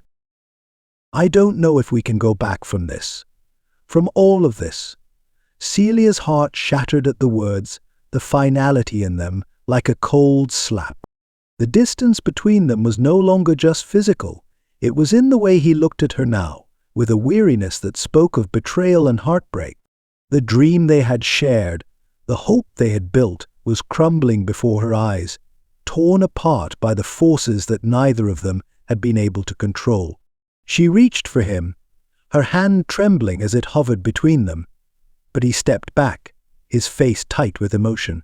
"Don't," he whispered, his voice almost too soft to hear. "Don't ask me to forgive you. Not now. Not after this." The words hit her like a physical blow. She stepped back, her chest heaving, but she couldn't bring herself to leave. "Not yet. You're angry," she said, her voice thick with emotion, "and I don't blame you for it. But please, Tyan, please understand, I never wanted any of this. I never meant for things to get so far out of hand. But Tyan was already turning away, his back to her, as he walked into the darkness of the night, leaving her standing there, alone and shattered. His departure left an unbearable silence in its wake, and Celia knew, deep in her heart, that the gulf between them had grown wider than she could ever hope to bridge. Celia spent the night alone in her tent, her journal open in front of her, but the words wouldn't come. She had always prided herself on her ability to write, to capture the world in words. But now, in the wake of the skirmish, her heart heavy with guilt and sorrow, the page before her seemed impossibly blank. She had wanted to tell the world the truth, but the truth had become something unrecognizable, something fractured and broken, just like the love she had once shared with Tyan. The dawn came too soon, its light a pale reflection of the night that had passed. As Celia walked toward the campfire, her heart ached with the knowledge that the path ahead was uncertain, that the love she had fought so hard to nurture might have already slipped through her fingers. The sounds of the camp were muted, the people moving in a quiet, almost reverent silence. Tyan was nowhere to be found, and Celia's heart twisted with the thought that perhaps he would never return. The fragile hope they had built together had shattered, and she was left to pick up the pieces, to rebuild a life that now seemed far removed from the dreams she had once held so dearly. And as the first rays of the sun broke through the clouds, Celia knew that this was just the beginning of the pain, the beginning of the road that would test her in ways she never imagined. Tyan's heart was a hollow echo in the midst of the silence that surrounded him. The world had become a blur of grieving faces, sorrowful murmurs, and the mournful rhythm of drums that called to the spirits of his ancestors. He had retreated to his village, away from the chaos of the settlers, away from the pain of the battlefield. The village, which had once been a place of warmth and unity, now felt like a cage, its walls closing in on him, trapping him in a sorrow he couldn't escape. The elders had gathered, their faces grim, their eyes reflecting the weight of a future that seemed more uncertain with each passing day. They spoke in low, careful tones, their words filled with both reverence for tradition and fear of what was to come. Tyan listened but could not fully engage, his mind consumed by the loss of Coda, the brutal violence that had torn through the plains, and the painful rift that had opened between him and Celia. He stood at the edge of the village, staring out at the land that had always been his, the land that had once been a source of strength and pride. Now, it felt alien to him, untouchable, beyond his reach. The weight of his duty to his people, to his ancestors, pressed heavily on his shoulders, but so too did the weight of his love for Celia. The pain of that love, and the betrayal he felt in his own heart, gnawed at him, leaving him restless, torn between the man he had been and the man he was becoming. How could I choose between them? The question echoed in his mind, relentless and unforgiving. His love for Celia had been a thing of beauty, of light. But it had also been a thing of danger, something fragile and fleeting, caught between the shifting tides of culture and expectation. He had been raised to protect his people, to honor the old ways, yet Celia had shown him a different path, a path of understanding, of shared humanity. But now all of it seemed like a dream slipping through his fingers. His duty to his people could not coexist with his love for her, not in the world they inhabited, not in this fractured time. The thought of losing Celia tore at him, but the thought of losing his place among his people was equally unbearable. He closed his eyes, willing himself to breathe through the ache in his chest, but it was no use. The images of their last moments together, the words they had exchanged, the distance that had grown between them haunted him. He had known, deep in his soul, that their love was destined to be torn apart by forces beyond their control. And now, as he stood among the elders, surrounded by the whispers of the past and the uncertainty of the future, he felt the weight of that truth like a stone lodged in his heart. Back east, Celia sat in the sterile confines of her apartment, the city's constant hum a distant, suffocating sound. Her pen scratched furiously across the pages of her journal, but the words felt hollow, empty. Her articles, once the source of pride and purpose, had become a source of shame. She had been celebrated for her writings, hailed as a voice for the misunderstood, but now, in the wake of the violence she had unwittingly fueled, she was a pariah. Her editors had abandoned her, demanding sensational stories of conflict, of the growing animosity between settlers and Native Americans, even as the reality of what her words had caused settled in her bones like lead. She could not escape the images of the violence, the faces of the fallen, the grief in Tyan's eyes.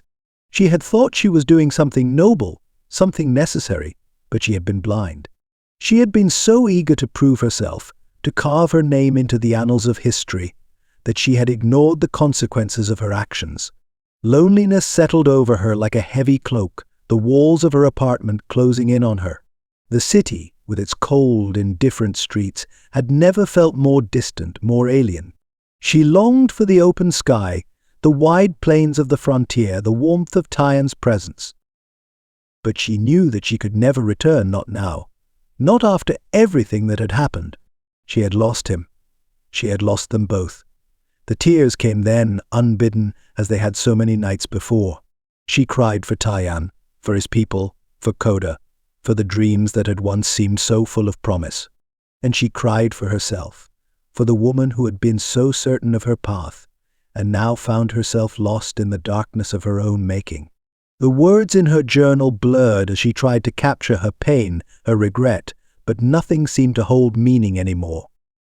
She had been wrong, and she knew it. But what could she do now? The damage had been done, the rift between them too wide to bridge. It was late in the evening when Celia received the letter from Tyan. The paper was heavy in her hands, the words inside marked by the same cold distance she had seen in his eyes the last time they had spoken. His words were simple, direct, and final. "I cannot be with you." His letter was not angry, nor was it filled with blame, but it was filled with something worse, the quiet acceptance of what had come to pass, the realization that they could never be the people they had once dreamed of being together. Tyan had chosen his people, his duty, and Celia had chosen her career, her voice. The two had collided, and now they stood at the ruins of what they had once hoped could be. The tears came again, faster this time, and Celia sank to the floor, the letter slipping from her hands as she cried for the life she had lost, the future she had dreamed of with Tyan, the life they had imagined together under the vast skies of the frontier, had crumbled away like dust between her fingers. The day that Celia left the city was the day the letter found its way into Tyan's hands. He sat alone in the quiet of the night, the letter open before him, and for the first time since their parting, he allowed himself to feel the weight of the pain that had been festering in his chest. The words were the same as they had always been, "I cannot be with you." He had expected this, had known it was coming, but that didn't make it any easier to bear. In the distance, the firelight from the village flickered softly in the night. He stood and moved toward the edge of camp, the letter still clutched in his hand. As he gazed out over the land, he could feel the weight of the decision that had been made for him, the weight of the life he would now have to live without Celia. The wind whispered through the trees, a sound that once brought him peace, but now only brought memories of a love that had been shattered too soon. He closed his eyes, letting the cool breeze wash over him, and for the briefest moment he imagined what life might have been like if the world had been kinder, if they had been allowed to love without fear of the future. But those dreams were gone now. The path forward was clear, and it was one he would walk alone. Their parting was inevitable, like a thunderstorm that gathers slowly on the horizon, a force of nature that cannot be stopped. And as the chapter of their love came to a close, both Celia and Tyan were left to nurse their wounds in isolation, their hearts shattered and their dreams torn apart by the realities of the world around them. In the quiet of the night, beneath the same vast sky that had once bound them together, they both knew that the future held no place for them, not now. Act 3. Celia sat in the corner of her cramped apartment, the harsh glow of the lamp casting long shadows across the room. The city outside was a constant hum of noise, a place where people rushed past each other with little regard for the quiet ache that often settled in their chests. But in this moment, the noise faded into the background, and Celia felt the weight of her isolation like an anchor pulling her deeper into the silence. Her desk was cluttered with papers, some old, some new, and a half-finished article lay open in front of her. The words felt like a weight she couldn't lift, a heavy burden that had grown over the months since she had left the frontier. She had once thought that writing was the way to make a difference, that her words could bring understanding, could bring change. But now, sitting in this impersonal newsroom, the truth of what she had done weighed on her like an unshakable shadow. Her editors had demanded more stories that pitted settlers against Native Americans, more stories that painted the Lakota in a light she now saw as unfair. Her early articles had been full of idealism, of a desire to help, but now they felt hollow. They felt like lies. She had written those words with the intention of informing, of sharing truths, but they had become a weapon twisted and distorted by the world she had been trying to change. She had been an instrument of division, and that truth, more than any other, gnawed at her heart. She closed her eyes, and for the briefest moment she was back on the plains, the sun warm on her skin, the scent of earth and juniper filling the air. The memory of Tyann came flooding back, a wave of warmth and longing that contrasted so sharply with the cold sterility of her apartment. She could almost hear the rustling of the grasses, the soft murmur of the river, the steady rhythm of Tyann's voice as he spoke of his people's traditions. His words, once a comfort, now seemed like a distant echo, a reminder of everything she had lost. What had she done? The question echoed through her mind, unanswered. She had come to the frontier hoping to make a difference, to tell stories that would bring understanding, but in the end, she had only contributed to the fractures that had already been there. In those quiet moments, when the city's hum seemed too loud and the weight of her guilt too heavy, she would close her eyes and picture Tyann, his dark eyes filled with that mixture of strength and vulnerability, his quiet wisdom, the way he had looked at her with both love and disappointment. She had hurt him, and in that hurt she had hurt herself. But it wasn't just Tyann she had hurt, it was his people. It was the settlers. It was everyone who had been caught in the crossfire of a war she hadn't intended to start. She had been so focused on her own ambition, her own need to be heard, that she had forgotten the simple truth that sometimes silence is the most powerful story of all. Celia stood, moving to the window and looking out over the city. The streets were crowded with people, so many people, all going somewhere, all rushing past the pain that lingered beneath the surface. She wondered how many of them felt as lost as she did, as disconnected from the world around them. She had once believed that journalism was the way to bridge those gaps, to connect people to the stories that mattered. But now, she realized that it was more than just words. It was about understanding, about listening. It was about doing what was right, even when it was hard. And now, in the quiet of her apartment, with the weight of the past pressing down on her, Celia made a decision. She would make things right. She would tell the truth, not the truth of sensationalism or bias, but the truth of the people who had been forgotten, the ones whose voices had been drowned out by the noise of conflict. She would be the one to set the record straight. Back on the plains, Tyann stood at the edge of a sacred site, the wind whipping through the tall grasses, the scent of the earth rich and familiar. The sky above was wide and endless, stretching out in every direction, just as it had always been. But to Tyann, nothing felt the same. The world had shifted beneath his feet, and he was unsure of where he stood in the aftermath of the skirmish, the loss of Coda, and the rift that had formed between him and Celia. He walked slowly, his footsteps sure but heavy, each step a reminder of everything he had lost. The sound of the river was soothing, its steady flow a constant in a world that had become increasingly uncertain.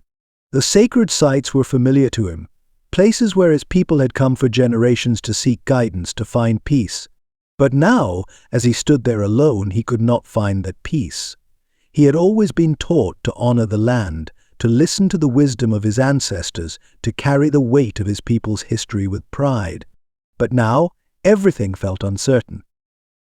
His love for Celia had been something beautiful, something that had given him hope for the future, but it had been shattered, torn apart by forces beyond their control. And in that fracture, Tyan found himself questioning everything he had believed in.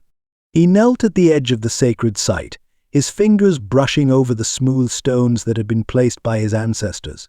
The cool stone felt solid beneath his touch, a reminder that some things remained constant, even when the world around him was shifting. He closed his eyes, listening to the whispers of the wind, the murmur of the river, the quiet song of the earth. "You are torn between two worlds," the voice of the elder came to him, low and steady, like the wind itself. "But remember, Tyan, the land has always been a place of healing. You will find your path again. The answers are here in the earth and the wind, in the stories of those who have come before you." Tyan opened his eyes, the elder's words echoing in his mind. He had always known that the land held wisdom, that the stories of his people could guide him when he was lost. But now more than ever, he needed to listen. He needed to find a way to reconcile his love for Celia with his duty to his people. It was a struggle, but it was one that he could no longer ignore. As he stood and looked out over the plains, he knew that the path ahead would not be easy. There would be sacrifices, there would be pain. But there was also hope, the same hope that had brought him and Celia together in the first place.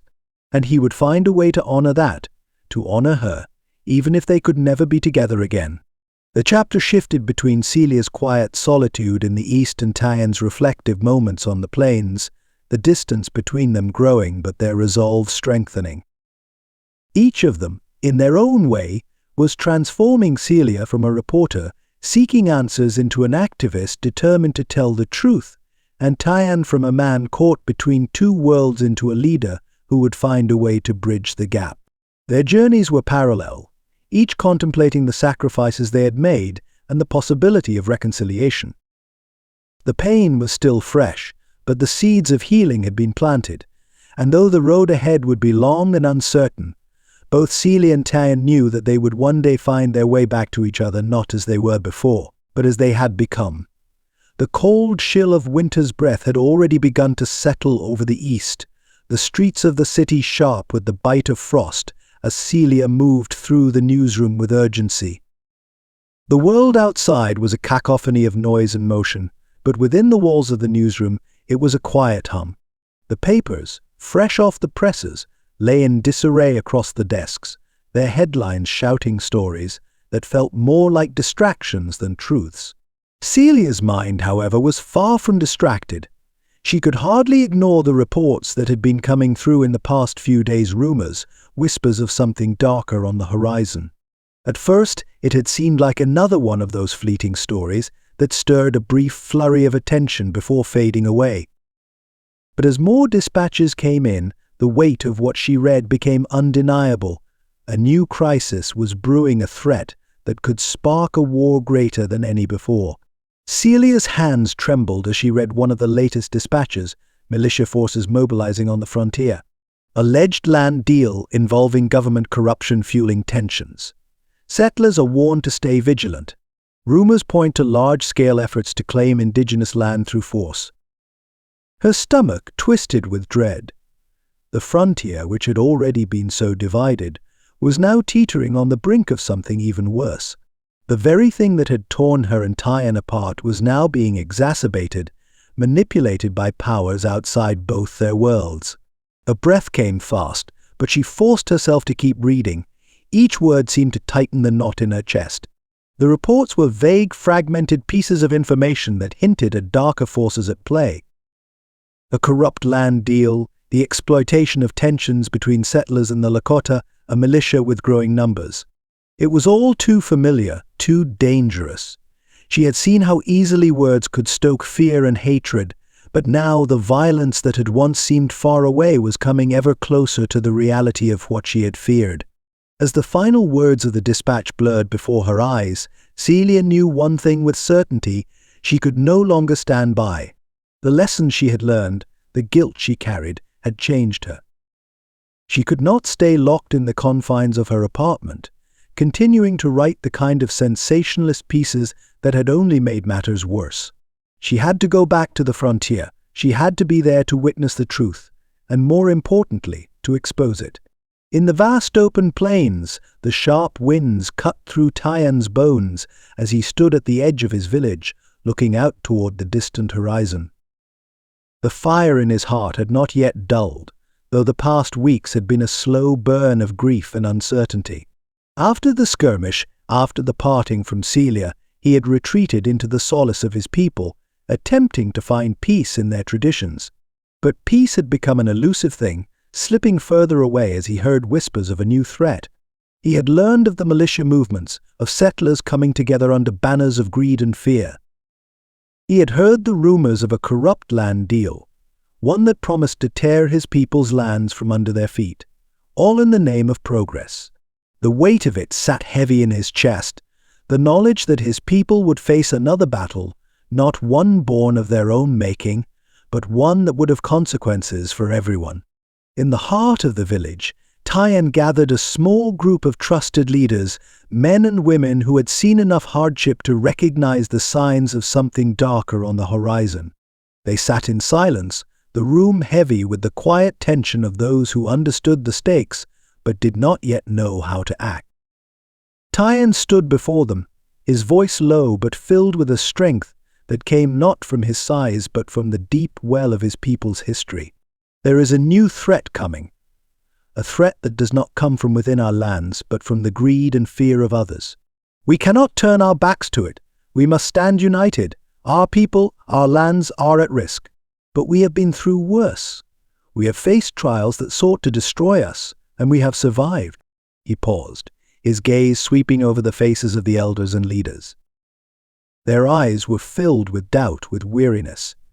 The weight of previous conflicts, of battles lost and won, hung heavy in the air. They had fought for their land before. They had fought for their way of life.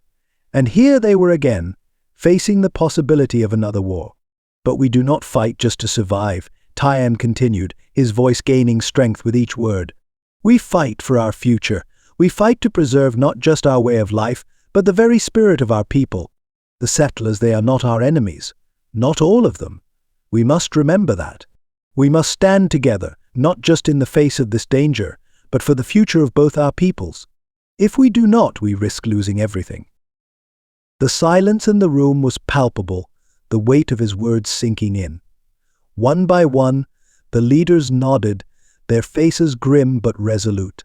There was still uncertainty, but in Tyan's words, there was a spark of something else, something more powerful than the fear that had been gripping them. It was the promise of unity, of resistance, and in that moment, the seeds of that unity began to take root. Back in the east, Celia's decision was made. She packed her things quickly, her movements sharp and purposeful. She had sent word to the frontier towns, to those who might offer her guidance and protection, and now she could feel the weight of the journey ahead of her. She had always prided herself on her ability to write the truth, but now the truth felt too important to be written from behind a desk. She had failed once, but she would not fail again. Her pen would no longer be a tool for sensationalism. It would be a weapon for truth, for reconciliation. The task ahead was daunting, but she had found a resolve within her that was stronger than the fear she had once carried. She could no longer afford to be passive, to wait for others to act. She had to be the one to make the change. The country, the world, could not wait for the situation to worsen. Celia's hands were steady as she closed her suitcase, her mind already on the path ahead. She was returning to the place where everything had gone wrong, but she was not the same woman who had left.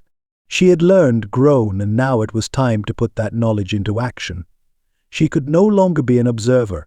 She had to be an advocate. Her heart raced as she boarded the train, the rhythmic clatter of the wheels beneath her a constant reminder of the journey she had started and the one she had to finish. The frontier awaited, and with it, the opportunity to right the wrong she had unknowingly set in motion. As Tyan and Celia moved toward their separate destinations, Each of them was filled with the same fierce resolve. The threads of fate had woven a pattern that neither could deny, but it was a pattern they would fight to reshape. The world around them was on the brink of a new crisis, but in the hearts of both Tyann and Celia, there was a belief that this time, their actions could be the catalyst for something better. Their paths would converge again, not just for themselves, but for the future of their people. And though the road ahead was uncertain, they each knew one thing: they could no longer stand apart. Together, they would fight for peace, for truth, for the possibility of a future that was still within their grasp. The low murmur of voices echoed through the large, dimly lit meeting hall, filled with a sense of palpable tension. Representatives from both settler and Lakota communities were gathered in this border village to discuss the growing crisis. The air was thick with unease, a delicate balance between hope and distrust. Celia's eyes scanned the room, her heart pounding as she absorbed the disjointed conversations, the shifting of bodies, the glances exchanged like silent accusations. She had arrived early, before the official proceedings began, eager to help broker some sort of peace, to use her words to calm the growing storm of violence that threatened to overtake both sides. But as she moved through the hall, her thoughts were torn between the woman she had become in the months since leaving the frontier and the woman who had once walked those lands with Tyann. She had come here with the intent of bringing healing, but there was a painful truth she could not escape. The love they had shared was as much a casualty of this conflict as anything else. Her fingers tightened around the folder in her hands, and just as she turned to take a seat, a sharp, familiar presence seemed to pierce the air.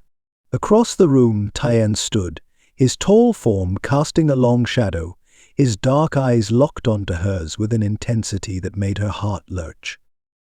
The noise around them seemed to fade, the world narrowing until there was only the space between them. His face was lined with the burden of his people, his eyes still holding that quiet strength and sorrow that had always drawn her in. But there was more now, a deeper weight that even the distance they had put between them could not hide. For a long, breathless moment, neither moved. Celia felt the tug of everything they had been, the passion, the pain, the love sweeping over her in a rush that nearly took her breath away. He was here. They were both here, caught in the same space, yet so far apart. Slowly, cautiously, Tyann moved toward her, his strides measured, as though unsure of the ground beneath his feet. Celia's pulse quickened. She stood up, her body tensing, unsure of how to navigate the emotional gulf that had grown between them. There had been so much hurt, so much loss, but also, somewhere beneath the surface, a flicker of something familiar. Something real.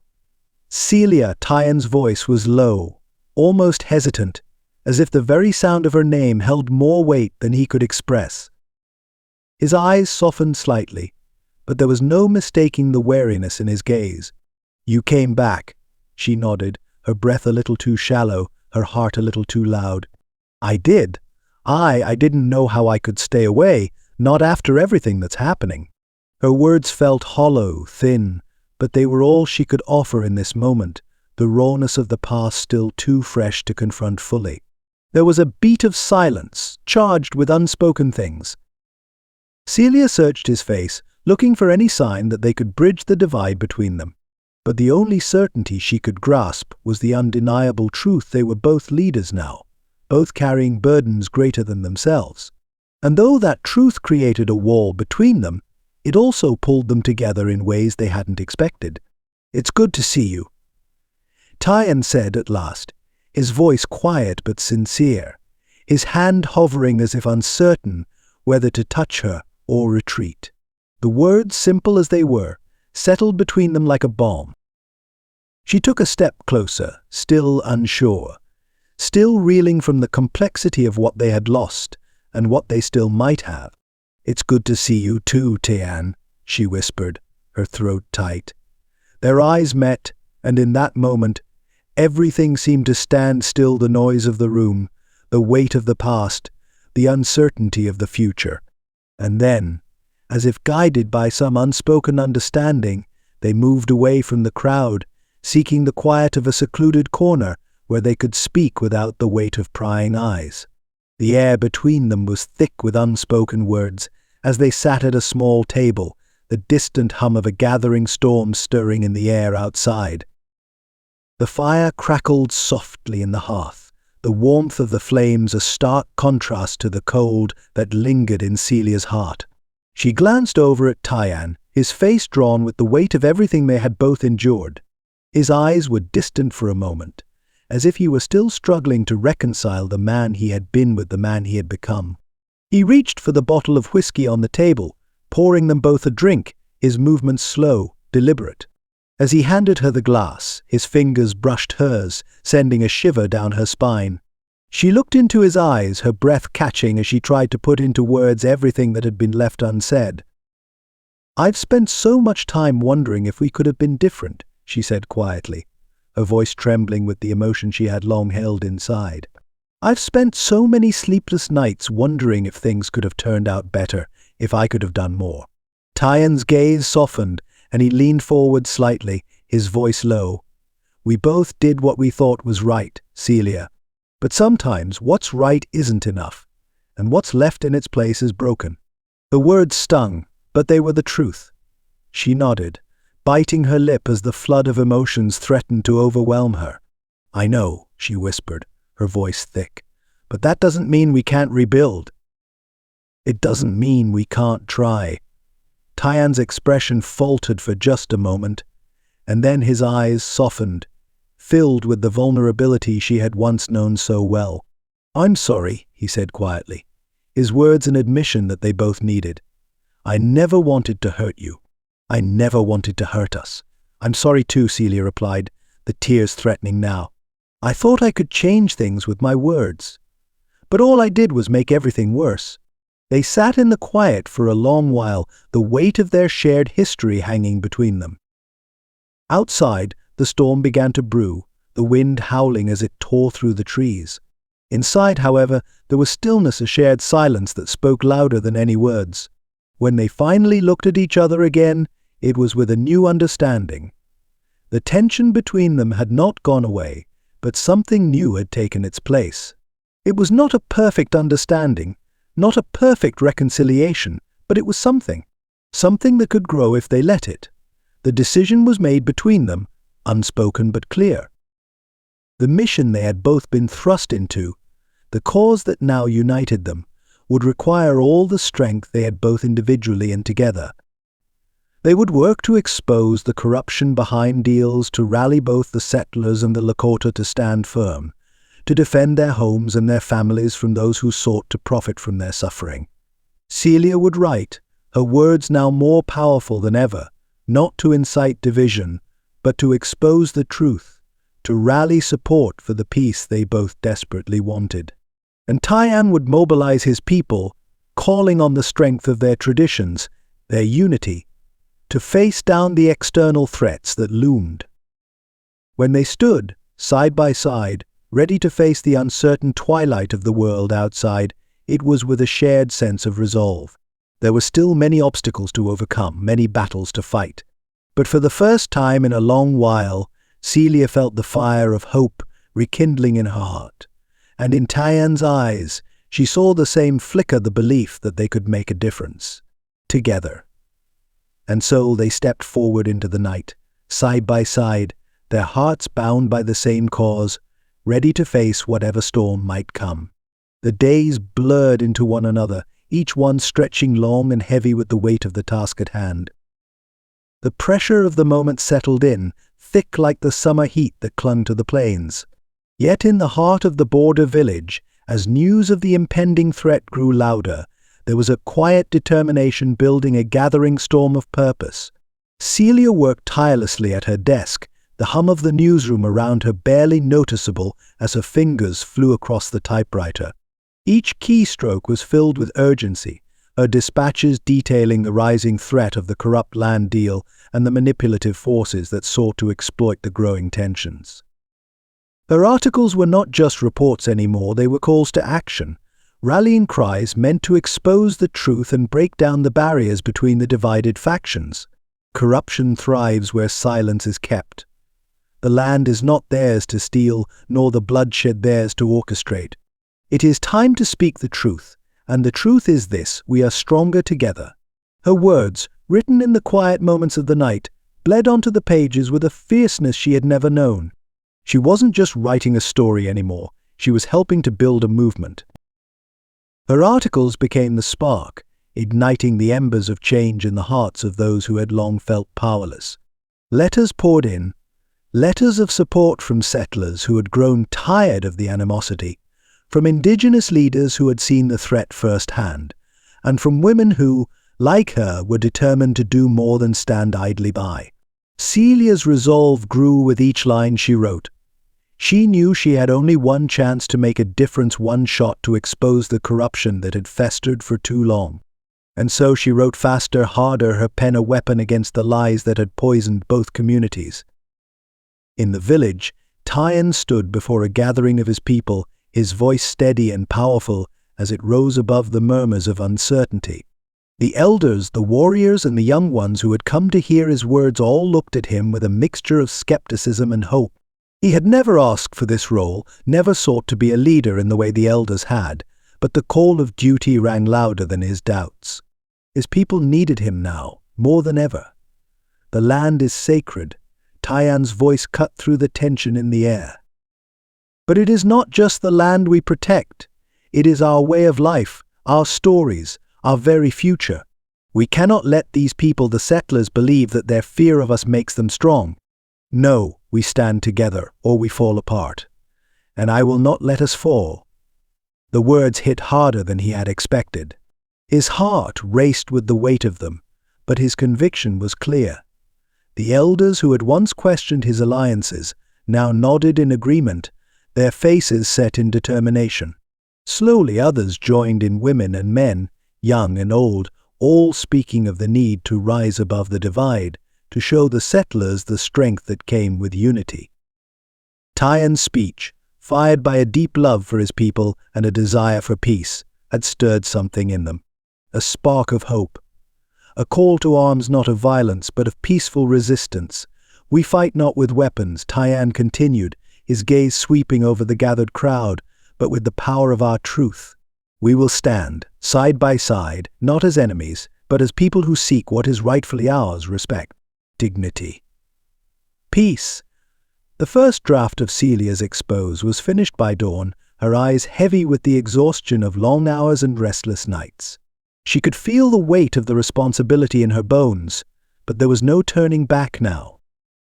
She'd written the truth, the whole truth, about the corrupt land dealings, about the power-hungry men who saw the land and its people as nothing more than pawns in their game.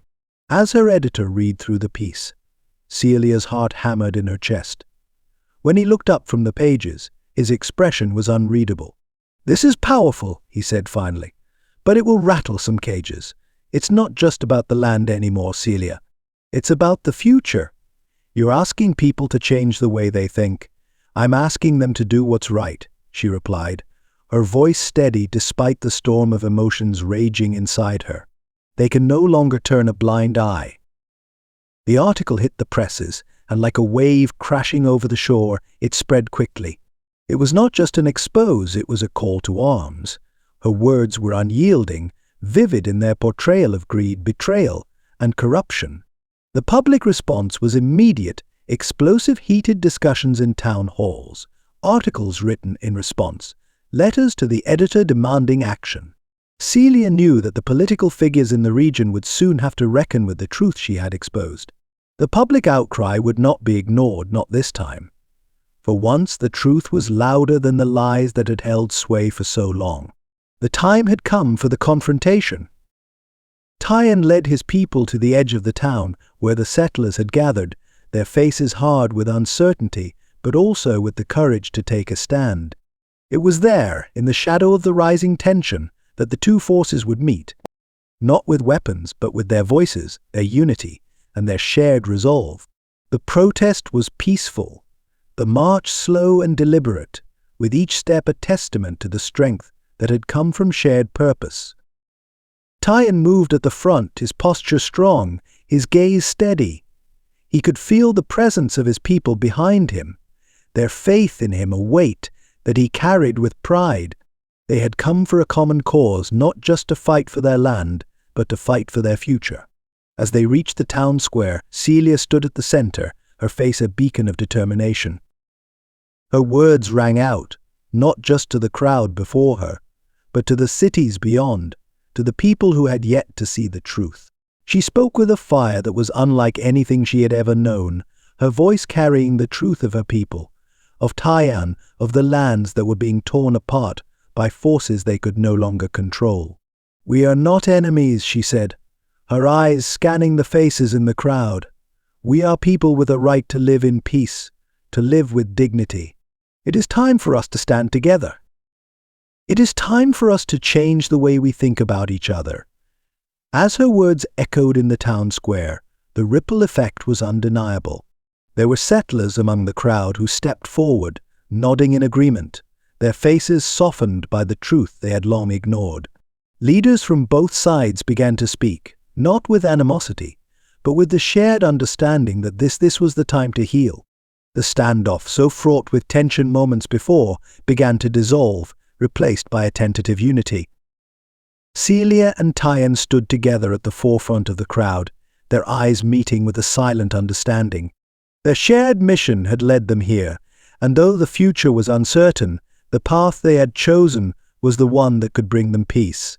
In that moment, with the light of a new day breaking over the horizon, both Celia and Taiwan knew that this was just the beginning. The walls of division were not easily torn down, but the spark of hope had been lit. The storm that had brewed for so long had not destroyed them, it had united them. Together, they would face the future, side by side, ready to dismantle the forces that sought to tear their world apart. The storm had come, and now they would stand united against it. The frontier was still, a quiet hush over the land that had once been so filled with tension and uncertainty. The dust from the standoff had settled, but it left behind something stronger than the scars of conflict. There was the smell of rain on the wind, the promise of something new on the horizon. The land seemed to breathe again, its breath slow and steady, as if it too had felt the weight of the past and now yearned for renewal. Celia walked beside Taiwan through the village, the steps beneath her feet sure but still tentative, as though she were not quite sure of the ground beneath her after so many years of running and hiding behind words. The people they passed, once hardened by distrust, now met their gaze with something else, a tentative respect, a soft curiosity that spoke of the slow but undeniable shift toward understanding. Children ran past, laughing, their voices echoing through the streets as they played together, Lakota children and settler children, their laughter merging, blending, something new and sweet in the way it filled the air. The adults, too, spoke in quiet tones, their exchanges no longer guarded but filled with the tentative beginnings of cooperation. The air was thick with the hope that had been ignited by the confrontation, now slowly kindling into the possibility of something lasting. The healing had begun. Nature, too, seemed to be joining in the rebirth. As they passed a patch of land once scarred by fire, Celia noticed that the earth had begun to reclaim what had been lost. Green shoots of grass pushed through the blackened earth, vibrant and full of life, the horizon now bathed in the soft light of a new day. The trees, battered by the storm, now stood tall and proud, their leaves catching the first rays of sunlight. Taiwan's gaze followed hers, and for a moment neither spoke.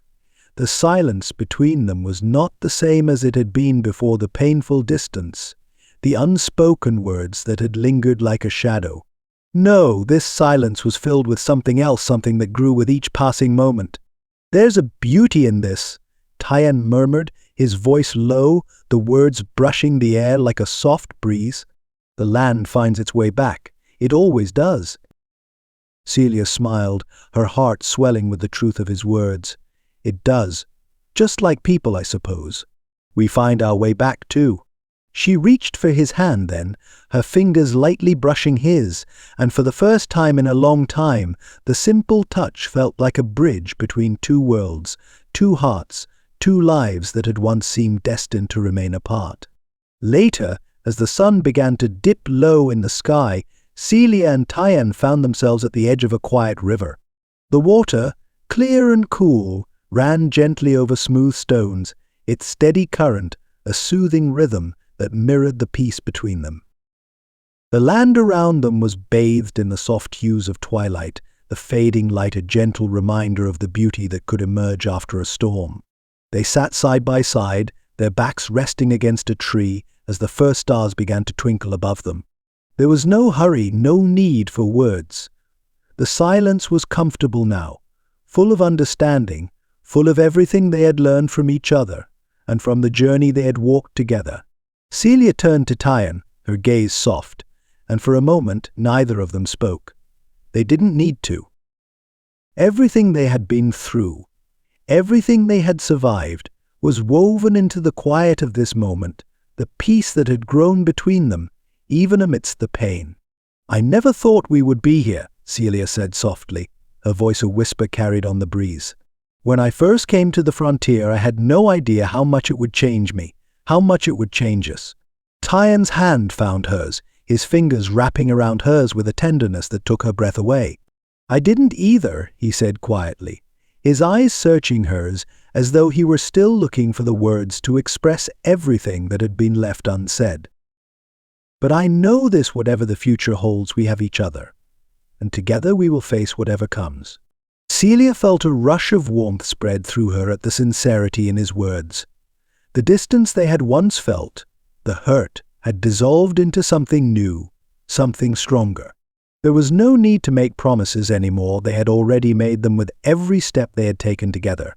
"I want to build something with you, Tyann," Celia said, her voice full of the hope that had been rekindled between them. "Something that honors both our worlds. The land, the people, the stories, I want to write those stories, not just the ones that make us seem different, but the ones that show how we can come together, how we can heal."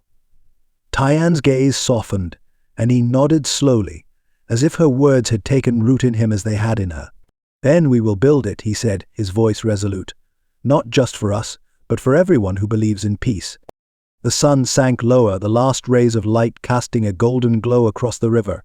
As the world around them darkened, the stars began to shine brighter, one by one, like the promises they had made to each other. And in the quiet of that moment, as the sounds of the river and the evening breeze filled the space between them, Celia knew that they had already begun to create something beautiful, a future that was not defined by what had been lost, but by what they were rebuilding together. Back at her desk, the days flowed by in a blur as Celia wrote the final lines of her manuscript. The words she typed now reflected everything she had learned, everything she had experienced. The frontier, with all its struggles and beauty, was not just a place, it was a living, breathing story, a story of resilience, of pain, of love, and of the transformative power of unity. The final paragraph came easily, the words flowing from her heart as much as her pen, and so, the frontier that had once been divided, where the clash of cultures had seemed insurmountable, became a place of healing. In the face of adversity, the people found strength not in the walls they built between each other, but in the bridges they crossed together. The land, with its trials and triumphs, was not just a place of conflict, it was a place of connection, where love and understanding had the power to transcend even the deepest divides. Celia paused, her fingers hovering over the keys, her heart full. She read the words one last time, and then, with a steady hand, she clicked the final key. The manuscript was complete. As she leaned back in her chair, she looked out the window, the last light of the day fading into the horizon. The world beyond was still uncertain, but in that moment it felt like anything was possible. The future was waiting, and though challenges would come, Celia and Tyann would face them together. Side by side, the horizon ahead was no longer dark. It was filled with the light of a new beginning, a dawn of hope, of unity, and of a love that had endured, healed, and transformed everything it touched. And as Celia closed her eyes, a soft smile playing on her lips. She knew that this was just the beginning of the journey they would share. The land had changed since the days Celia had first walked its weathered paths, but not as she had once feared. What had once seemed like an untamed wilderness, full of shadows and uncertainty, now thrummed with a quiet vitality, an energy that spoke of the countless hands that had worked together to heal it. The dust that had settled after the last confrontation had cleared the way for something new, something that could never have existed without the sacrifices of those who had come before. Celia stood at the edge of the river, her fingers lightly brushing the rough bark of the tree where she and Tyann had once sat together, uncertain yet full of hope. The wind tugged at her hair, but it was a welcome breeze, carrying with it the scent of earth and wildflowers. The river still flowed steadily, its current gentle yet powerful, like the forces of change that had shaped this land. It was hard to believe how far they had come. There had been days when she had doubted that peace, that unity could ever be more than a dream. But now, standing in the quiet beauty of this place, Celia could see the truth of it. She could hear it in the laughter of children running through the fields, in the soft conversations between neighbors, in the steady rhythm of work being done by hands that had once been at odds. The land, the people, they had all come together in ways she had never thought possible.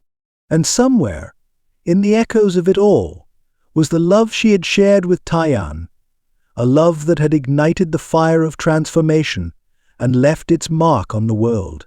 Celia had returned not as a stranger, but as part of this place.